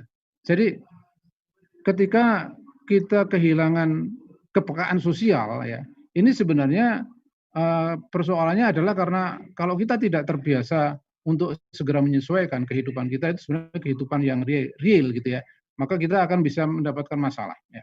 Kemudian yang kedua adalah kepekaan terhadap waktu ya, di mana kita berhadapan dengan yang serba cepat ya, bagaimana kita mau makan tinggal saja pencet klik gitu ya, kemudian makanan datang sendiri gitu ya, mau pergi juga tinggal klik, nanti petunjuk arahnya datang sendiri.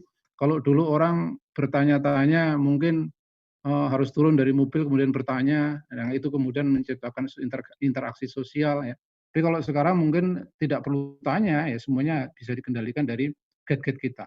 Nah, generasi yang ingin serba cepat ini sebenarnya secara psikologis mempengaruhi berbagai macam hal. Ya, kalau sekarang kita lihat ada free sex, ada narkoba dan seterusnya, itu sebenarnya apa sih? Ya, sebenarnya adalah orang-orang yang tidak sabar kan gitu ya. Karena di dalam agama kita kalau seks itu kan harus menikah dulu. Menikah berarti kuliahnya harus lulus dulu. Lulus harus bekerja dulu. Kelamaan itu kan ya. Kelamaan. Sama dengan orang cari uang ya. Cari uang kalau harus bekerja keras begini sulit ya. Dia harus kemudian lebih baik ini jadi pengedar narkoba. Nah, ini di internet ini banyak sekali penggunaan-penggunaan yang yang sebenarnya dipacu oleh orang yang ingin instan gitu ya. Nah, kemudian ini berikutnya karena terkait dengan revolusi industri 4.0 ya. Ini adalah dua istilah yang sering sekali ya. Mungkin Prof Eko kemarin saya sempat lihat juga ya, Prof, ada Society 5.0 yang di situ. Ya. Ada Prof yang sempat saya ini juga Komarudin gitu. Ya, di situ. Nah, jadi di situ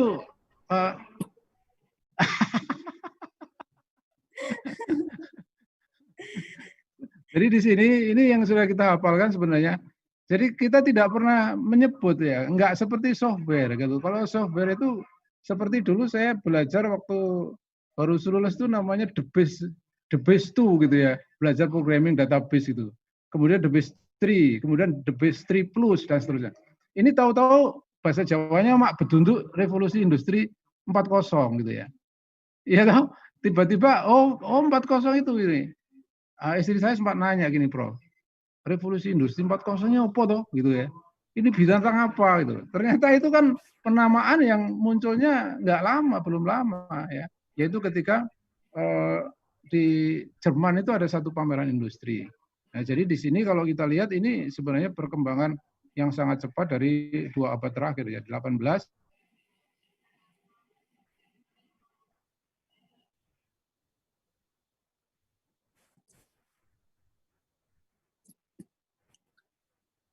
Tersendat kembali. Dulu industri itu berjalan ratusan tahun. Nah, kemudian ini tiba-tiba hanya beberapa apa sudah berubah ya. Nah, jadi kalau kita sekarang revolusi industri itu dengan mekanisasi, kemudian revolusi industri 2 dengan ditemukannya listrik yang kemudian muncul adalah produksi massal. Revolusi industri yang ketiga adalah otomasi, dan yang revolusi industri keempat adalah cyber physical system gitu ya. Nah, sehingga dari sini kalau kita lihat revolusi industri yang keempat gitu ya, di mana ada cirinya yang pertama kalau kita lihat dari kisahnya gitu ya. Di situ istilah revolusi industri keempat itu sebenarnya baru muncul belum ada 10 tahun gitu ya. Ya. Jadi belum ada 10 tahun. Kemudian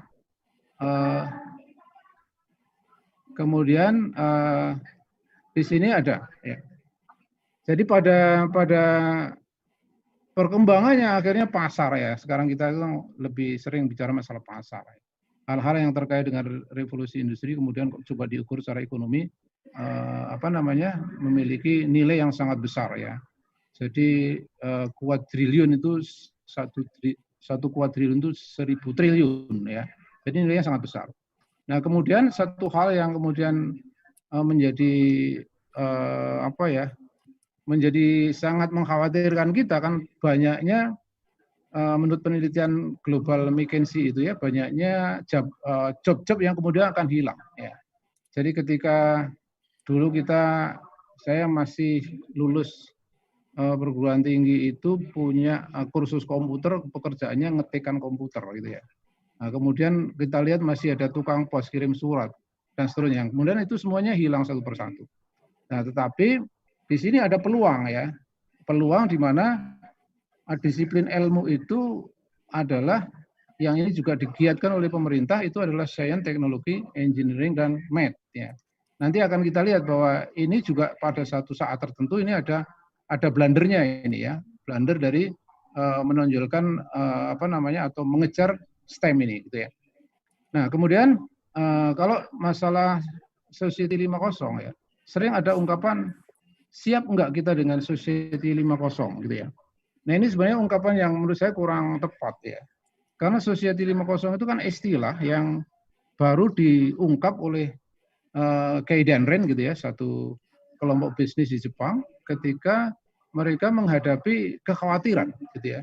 Jadi kalau kita lihat dari society ya, ini ada hubungannya sama revolusi industri. Jadi kalau masyarakat dulu ini ribuan tahun yang lalu Ya, kalau butuh makan dia berburu kemudian dimakan. Kemudian muncul agrarian society. Ya, di sini dikatakan 13.000 sebelum Masehi, ya, agrarian society. Kemudian revolusi industri dimulai dengan ditemukan mesin uap. Ya, di sini ada mekanisasi. Nah, kemudian baru sosial.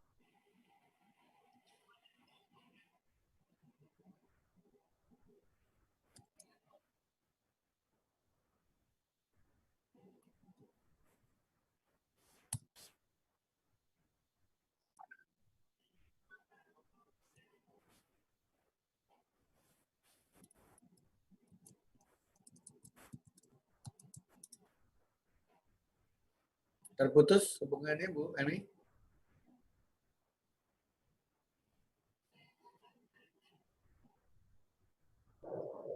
Putus ya. Bu Emi, mikrofonnya masih mati Bu Emi. Oke. Ya, terputus ya Pak Amir ya. Putus. Halo Pak Amir. Ya, kayaknya masih terputus kembali nih Prof. Eko. Nah, tadi Prof. Eko mungkin sambil menunggu Pak Amir, ada pertanyaan nih dari Mbak Bali Sisi Channel. Bagaimana cara belajar di Google yang efektif, sedangkan di Google banyak materi yang belum tentu dapat dimengerti, Prof. Oh, kalau saya sederhana Mbak, saya itu paling senang belajar itu tidak langsung belajar tidak langsung belajar artikel kan banyak banget ya.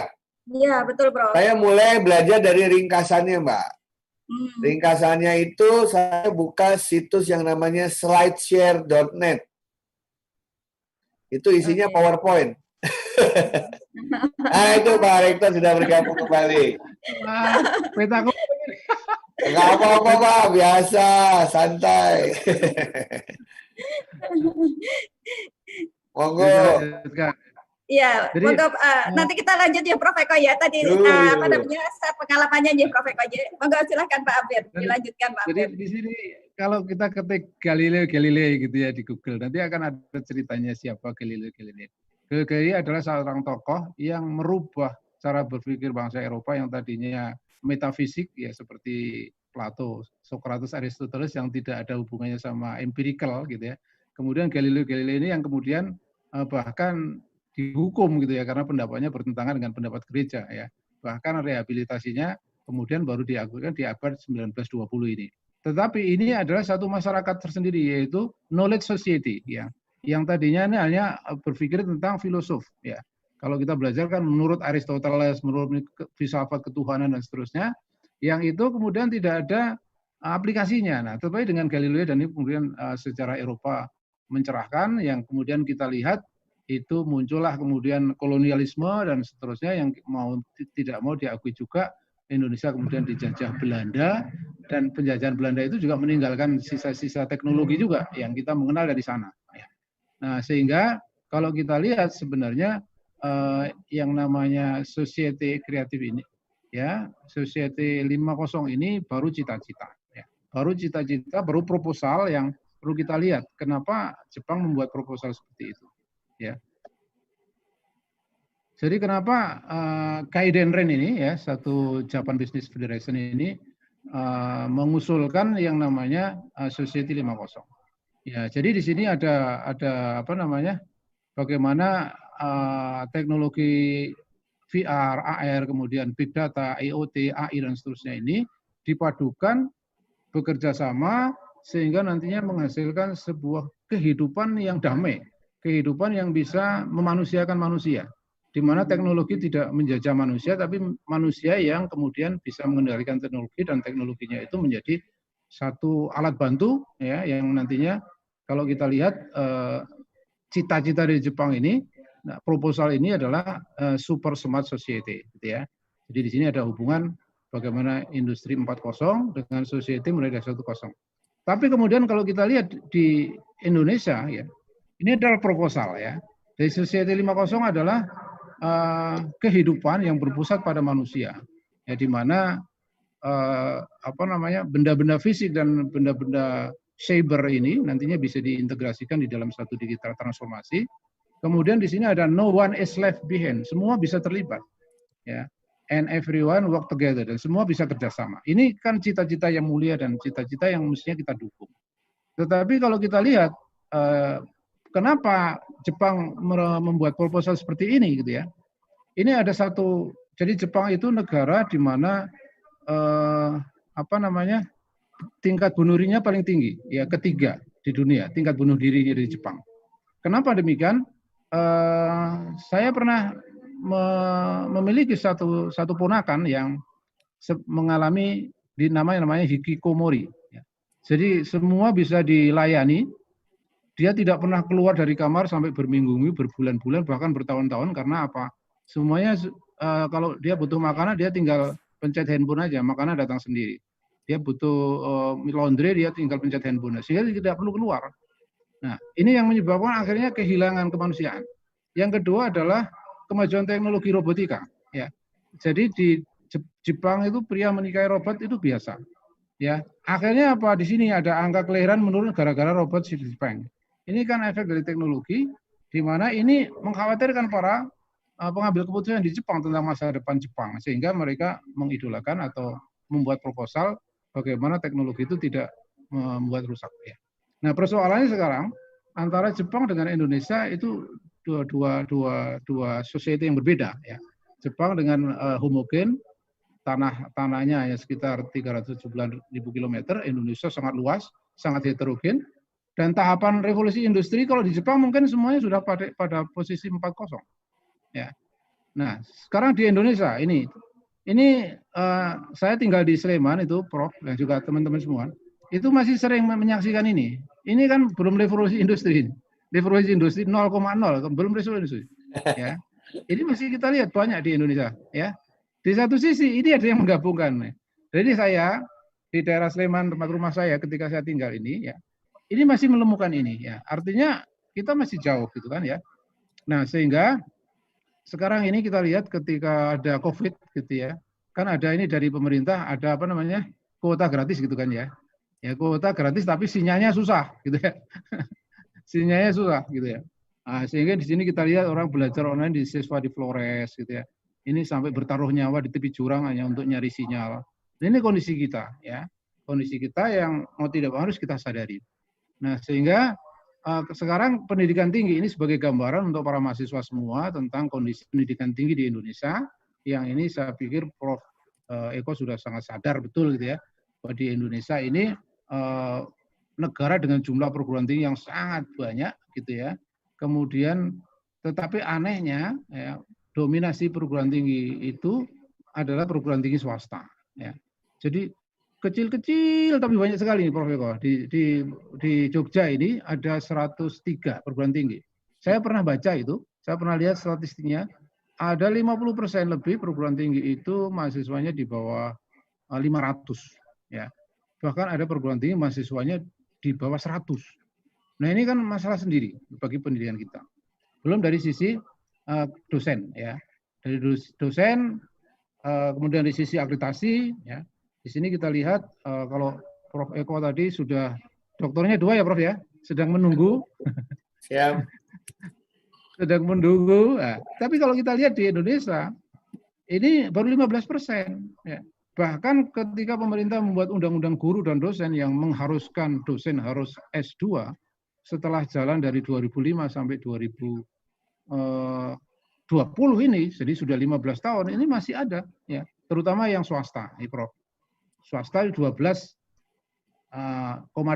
masih S1. Nah ini kondisi pendidikan kita.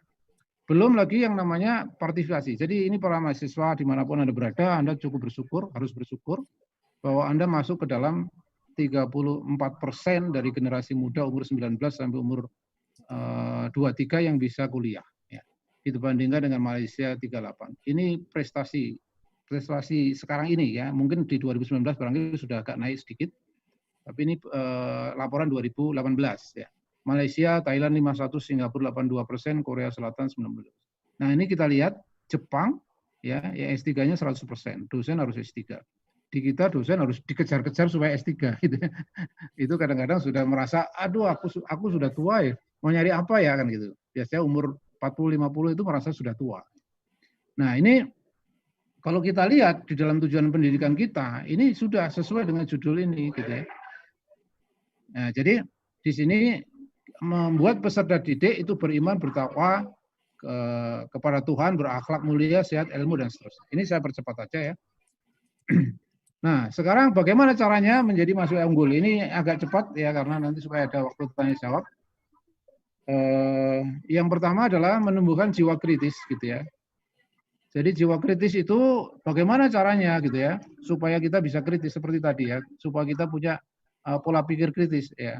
Adalah hanya apa yang dimaksudkan dalam kondisi yang saat ini kan, ketika saat ini kita menghadapi shock seperti ini, pandemi misalnya mahasiswa jaringan kurang bagus, kemudian mungkin kemampuan dosen di dalam mengajar ini juga kurang optimal, biasanya kita adanya mengeluh saja kalau misalnya kita tidak kritis dan tidak melihat fakta di lapangan tadi tentang kondisi sumber daya yang ada di Indonesia. Jadi kita harus, mahasiswa harus memiliki jiwa itu. Kemudian yang kedua adalah menguatkan karakter gitu ya. Jadi karakter tadi sudah banyak sekali Prof. Eko, bagaimana kita menjadi bisa jujur, ya, bisa adil, ya. Sekarang ini kita masih bingung ini, ya, teman-teman sekalian. Ketika dulu kehadiran kuliah itu dijadikan syarat untuk atau dijadikan pertimbangan lah, ya. Sekarang bingung kan, mau hadir kuliah. Kemarin Bu Emi dibuat LMS, kuliahnya mau pakai LMS, kehadirannya bagaimana caranya, gitu ya. Jangan-jangan hanya hadir. Nah, saya jadi ingat Mas Menteri ngomong, hadir kuliah bukan jaminan belajar. Nah, gitu ya. Hadir kuliah bukan jaminan belajar. Nah, tetapi di sini ada sesuatu yang nantinya bisa kita push, yaitu kejujuran, ya, dan juga keilutan, ketangguhan. Ya, ini karakter moral dan karakter kinerja. Kenapa? Karena saat ini kadang-kadang tidak seimbang, ya.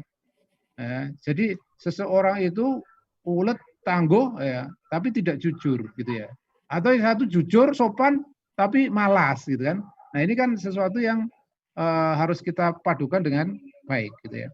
Ini istilah saya, jangan jadi mahasiswa kupu-kupu itu kuliah kemudian pulang. Dulu masih kuliahnya offline gitu ya.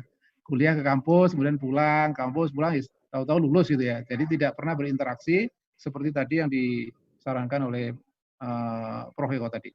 Ya, kemudian yang ketiga adalah menguatkan minat baca dan daya baca. Jadi saya tertarik sekali tadi, siapa yang terlibat di dalam menemukan minyak gitu ya. Orang geologi, IPA, atau orang sejarah sosial gitu ya. Karena saya waktu SMA juga gitu, kalau masuk IPS itu malu. Mungkin itu IPS itu tempat orang-orang bodoh gitu ya. Padahal sekarang yang jadi politikus kan banyak orang IPS gitu ya. Yang gaji orang IPA, orang IPS sekarang, Pak. Nah, sehingga di sini perlu ada minat baca dan daya baca. Nah, minat baca kita sudah tinggi, minat baca ini jangan kok pegang handphone itu minat bacanya tinggi. Itu kan dibaca tadi di WA tadi, grup SD, SMP, SMA gitu ya, grup pegawai masih dibagi-bagi lagi. Itu kan membuat kita punya minat baca, tapi mungkin harus kita kelola dengan baik. Ya. Kemudian membaca daya baca, ini daya baca yang perlu dikembangkan karena tadi ya, jadi tidak masalah gitu loh seorang mahasiswa teknik ini belajar atau membaca masalah sejarah, masalah ideologi, filsafat dan seterusnya sebagai selingan tentunya untuk supaya kita paham lebih jelas. Jadi, kemudian yang terakhir, yang keempat adalah jiwa leadership, analitik, dan kreatif. Yang ini adalah ikut beraktif di organisasi, di tadi ada asosiasi-asosiasi dan seterusnya, yang dari situlah karakter-karakter itu akan terpupuk ya. Jadi bukan lewat kuliah saja. Baik, jadi ini sebagai penutup ya. Jadi ini dialog antara orang kota dengan penggembala ya. Jadi ini gambar penggembala, kerbaunya 3, kemudian lagi santai, meniup seruling. Ini ada orang kota yang time is money gitu ya. Waktu adalah uang gitu ya. Nah, kemudian orang kota, loh, kenapa kamu kok santai-santai saja gitu loh. Terus penggembala nanya, emangnya saya harus gimana gitu kan. Nah, terus orang kotanya nanya, daripada kamu cuma santai-santai duduk-duduk gitu, alam mbok nyari rumput gitu ya. Nah, gembalanya nanya, lah kalau udah dapat rumput untuk apa? Ya orang kota bilang, kalau dapat rumput kan banyak nanti bisa dijual gitu ya. Loh, kalau sudah dijual gimana? Ya uangnya kan bisa ditabung. Nah terus, nah kalau sudah ditabung nanti kan kalau tabungannya banyak bisa dibelikan kerbau lagi.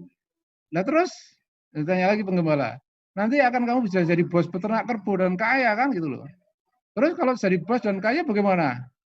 Loh, kamu kan nggak usah angon lagi, nggak usah angon kerbo, cukup santai-santai. Terus orang pengembangannya, lah, Anda lihat saya ini lagi ngapain gitu kan? Saya kan juga lagi santai-santai gitu ya. Nah, orang kotanya kemudian nggak bisa jawab gitu ya. Jadi ini adalah satu motivasi yang melingkar gitu ya. Apa maksud saya dari ini adalah terakhir dari revolusi industri 4.0, society 5.0 adalah sesuatu yang ada di depan kita. Ya, tapi society 5.0 itu sebenarnya masih sebuah cita-cita tentang kehidupan yang sinkron antara manusiawi yang membutuhkan spiritual, membutuhkan motivasi, membutuhkan sosial, dengan teknologi yang membutuhkan kecepatan, membutuhkan praktisan, yang itu memang lahir dari sejarah Eropa, Amerika, dan Jepang. Nah, kita punya sejarah, punya kondisi yang istilahnya belum tentu nantinya itu adalah satu match. Ya, ini bukan berarti untuk mengendorkan, ya, tetapi kita harus mencoba memahami apa-apa yang ada di dalam kendala-kendala di sisi kita. Demikian para mahasiswa juga semuanya yang menyaksikan presentasi ini, saya cukupkan sekian. Assalamualaikum warahmatullahi wabarakatuh. Waalaikumsalam. Saya kembalikan ke Ibu Emi. Ya. Yeah, terima kasih Pak Amir. Ini ada satu penanya ini Pak, dari Meiko Harisaputro. Ya. Izin bertanya Pak, bagaimana cara kita engineering mengolah keterampilan atau skill kita di semasa kuliah agar saat lulus siap menghadapi revolusi industri? Skill gimana Pak? Kita ketika kuliah, ya, agar bagaimana cara kita seorang engineering mengolah keterampilan atau skill kita di semasa kuliah agar saat lulus siap menghadapi revolusi industri. Ya. Oke, jadi revolusi 4.0 tadi dengan berbagai macam komponen-komponen yang ada tadi, nah, sebenarnya skill yang kita perlukan itu harus kita mengaca pada diri kita. Sebenarnya apa sih yang paling kita kuasai gitu ya? Ya, jadi ini kita asah yang kemudian ketika lulus itu yang akan kita jadikan sesuatu yang paling menjadi diri kita ya. Jadi misalnya seorang mahasiswa informatika. Ya. Mahasiswa informatika itu kan banyak minat, di dalamnya banyak minat dan tidak mungkin semuanya dikuasai gitu ya. Semuanya dikuasai sehingga yang harus kita ini kan adalah apa yang paling kita sukai seperti Prof. Eko tadi ya, kuasai apa yang kamu sukai dan sukai apa yang kamu kuasai. Ya dengan itu nantinya tentu lubang di mana kita akan masuk itu ada tersedia. Ya. Jadi seperti programming misalnya kan banyak sekali kita ajarkan berbagai macam, tetapi kemudian yang diperlukan sebenarnya hanya misalkan PHP MySQL misalnya, gitu. Atau jaringan kita di informatika seperti itu. Jadi saya pikir di disiplin lain selain informatika juga akan seperti itu. Ya sehingga di sini ada peminatan yang kemudian menjadi andalan kita. Ya ketika masuk tadi seperti Prof. katakan semuanya diperlukan. Ya. Ahli musik bahkan mungkin sastra Arab yang kelihatan ini pun suatu saat diperlukan. Nah sehingga di situ engineering itu kalau kita punya banyak sekali jurusan. Nah di dalam jurusan itu masih ada sub-sub yang tidak mungkin kita kuasai ya. Ya seperti kalau kita sudah menempuh sampai jenjang S3 mungkin baru merasakan bahwa kita memang semakin punya gelar semakin tahu bahwa kita belum tahu apa-apa gitu ya. Nah sehingga kita sedang kuliah sebenarnya ada minat-minat yang nantinya bisa kita sarankan untuk kita kuasai, kemudian itu yang menjadi andalan kita. Begitu. Oke, terima kasih Pak Amir. Mungkin karena waktunya sudah hampir jam 12, karena kita jadwalnya hanya sampai jam 12, mungkin pertanyaan lain akan kita berikan jawabannya di lain kesempatan gitu ya Pak Amir, atau nanti kita melalui grup di teman-teman mahasiswa, nanti kita akan jawab di situ. Untuk itu akhirnya kita sampai di penghujung acara ini, Prof. Eko dengan Pak Amir. Terima kasih ilmunya yang luar biasa yang bisa dibagikan pada adik-adik mahasiswa dan pemirsa. Semoga bisa menambah wawasan bagi pemirsa dan adik-adik mahasiswa untuk menjadi SDM yang solutif di era industrial 4.0. Mungkin satu closing statement dari Prof. Eko dengan Pak Amir. Yang pertama, Prof. Eko. Oke, baiklah adik-adik sekalian, para mahasiswa yang saya cintai, ada orang mengatakan sekarang itu dalam melihat semua itu apa yang harus kita lakukan, begitu banyak pilihan, begitu ya. Saya pakai istilahnya Nike aja, just do it gitu istilahnya. Tidak usah banyak dipikirkan. Ya, karena sekarang katanya dalam era sekarang tidak penting berapa kali kita jatuh. Yang penting berapa kali kita berani bangun dari kejatuhannya itu, belajar cepat dan segera memperbaiki diri kita. Ya, di kampus adalah kesempatan untuk berbuat salah banyak-banyak. Ya, berbuat salah dalam arti kata dalam melakukan kegiatan akademik dan profesionalismenya. Kalau di kampus bikin salah paling mata kuliahnya dapat F ngulang ya Pak Amir ya. Nah, tapi kalau di industri udah salah itu bisa kalau nggak dipecat larinya ke jalur hukum tuh nanti ya. Jadilah pergunakan kampus Anda sebagai kawah candra di muka untuk Anda mengasah semua cita-cita yang Anda inginkan. Ya, jangan pasif, aktiflah mencari ilmu. Terima kasih. Terima kasih Prof. Eko. Satu statement closing statement dari Bapak Amir Hamzah. Monggo silakan Pak Amir. Ya. Saya menambahi ya. Satu cerita, masih ada 2 menit. Saya lulus IBP tahun 87, terus ngajar di Akprin. Di jurusan statistik, saya disuruh mengajar metode statistik yang waktu itu justru itulah yang nilai saya D.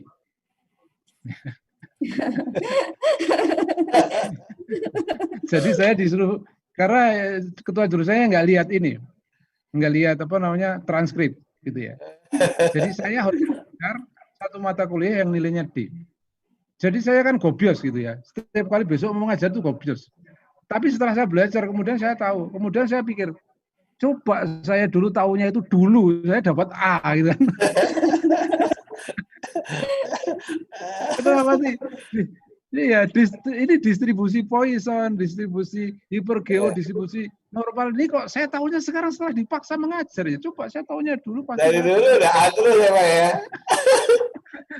Mau nyalain dosennya nggak berani. Dari situ orang mahasiswa ada, saya itu backgroundnya statistik, tetapi kemudian dipaksa untuk membuat kurikulum informatika ini Prof di sini. Di tahun buat informatika, kemudian dari situ apa? Learning by doing gitu loh ya. Jadi nggak usah khawatir dengan ilmu kita nantinya nggak cocok. Ya memang pasti nggak cocok karena kecepatannya nanti pasti lebih cepat. Jadi belajar untuk menjadi pembelajar itu contoh yang paling baik. Dan untuk karakter ya, saya pesan kepada teman-teman dosen, teman-teman juga para mahasiswa dimanapun Anda berada, bahwa kita ini sebenarnya belum siap secara infrastruktur. Tadi kan bandwidth-nya harus dibagi-bagi di Akprin tadi ya. Jadi saya harus peta umpet keluar-keluar karena seperti itu. Tapi ya, just do it ya, Prof ya. Nikmati saja. Nikmati. Prosesnya, sehingga dari situ kita akan mendapatkan karakter yang tangguh, sabar gitu ya. Demikian Bu Emi. Ya, terima kasih. Pak Amir, orang Indonesia kalau ditaruh di negara yang internetnya cepat, prestasinya tinggi. Tapi kalau sebaliknya pusing. Orang luar ke Indonesia nggak sukses dia. Pusing dia. Betul sekali, Prof. Dan tantangannya dengan sesuatu yang fasilitas yang minim itu ya, Prof. Tantangannya di situ. Nah, intinya kita harus bisa tahan banting ya, Pak Amir ya.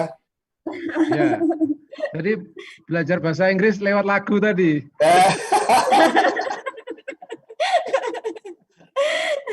Oke, terima kasih banyak kami haturkan kepada Prof. Eko Indrajit dan juga Bapak Dr. Amir Hamzah, dan tidak lupa mahasiswa Institut Sains dan Teknologi Akprin Yogyakarta dan juga Bapak Ibu dosen tadi yang saya lihat sekilas ada Pak Edi, ada Bu Ani, kemudian mahasiswa di perguruan tinggi di luar Indonesia tadi yang sudah hadir di live YouTube, ada dari Unima Mataram, Unikma, IKIP Siliwangi, Stikom Muhammadiyah Batam, kemudian ada STIMIK Primakarta, kemudian ada juga teman-teman alumni IST Akprin tadi ada Bu Marcelina, teman-teman dari OT kita ada Pak Indra dari UBL, dan juga tentu saja teman-teman Raja Wali 34, ada Pak Enhan, Cik Vivi, Bu Hasnur, Pak SHW, dan tadi teman-teman lainnya yang masih bergabung di luar, ada Pak Ang dan seterusnya. Terima kasih Prof. Eko dan Pak Amir. Jangan lupa pemirsa untuk subscribe dan share kegiatan ini melalui channel Prof. Eko Ji. Dan untuk sertifikat nanti kami akan kirimkan melalui email para peserta yang telah mendaftar melalui link bit.ly Ekoji GTC Aktif, sehingga nanti yang sudah mendaftar dan sudah melakukan capture subscribe dari channel Prof. Ekoji dan Akprin Official akan kita kirimkan sertifikatnya. Demikian Prof. Eko, acara kami tutup ya Prof. Eko dan terima kasih. Ya, terima kasih Prof. Eko. Acara ini kita tutup dengan mengucapkan alhamdulillahirabbil alamin. Tetap sehat buat kita semua. Selalu memakai masker dan patuh yang selalu protokol. Terima kasih Prof. Eko, Pak Amir dan teman-teman semua. Kami tutup dengan ucapan wassalamualaikum warahmatullahi wabarakatuh. Waalaikumsalam.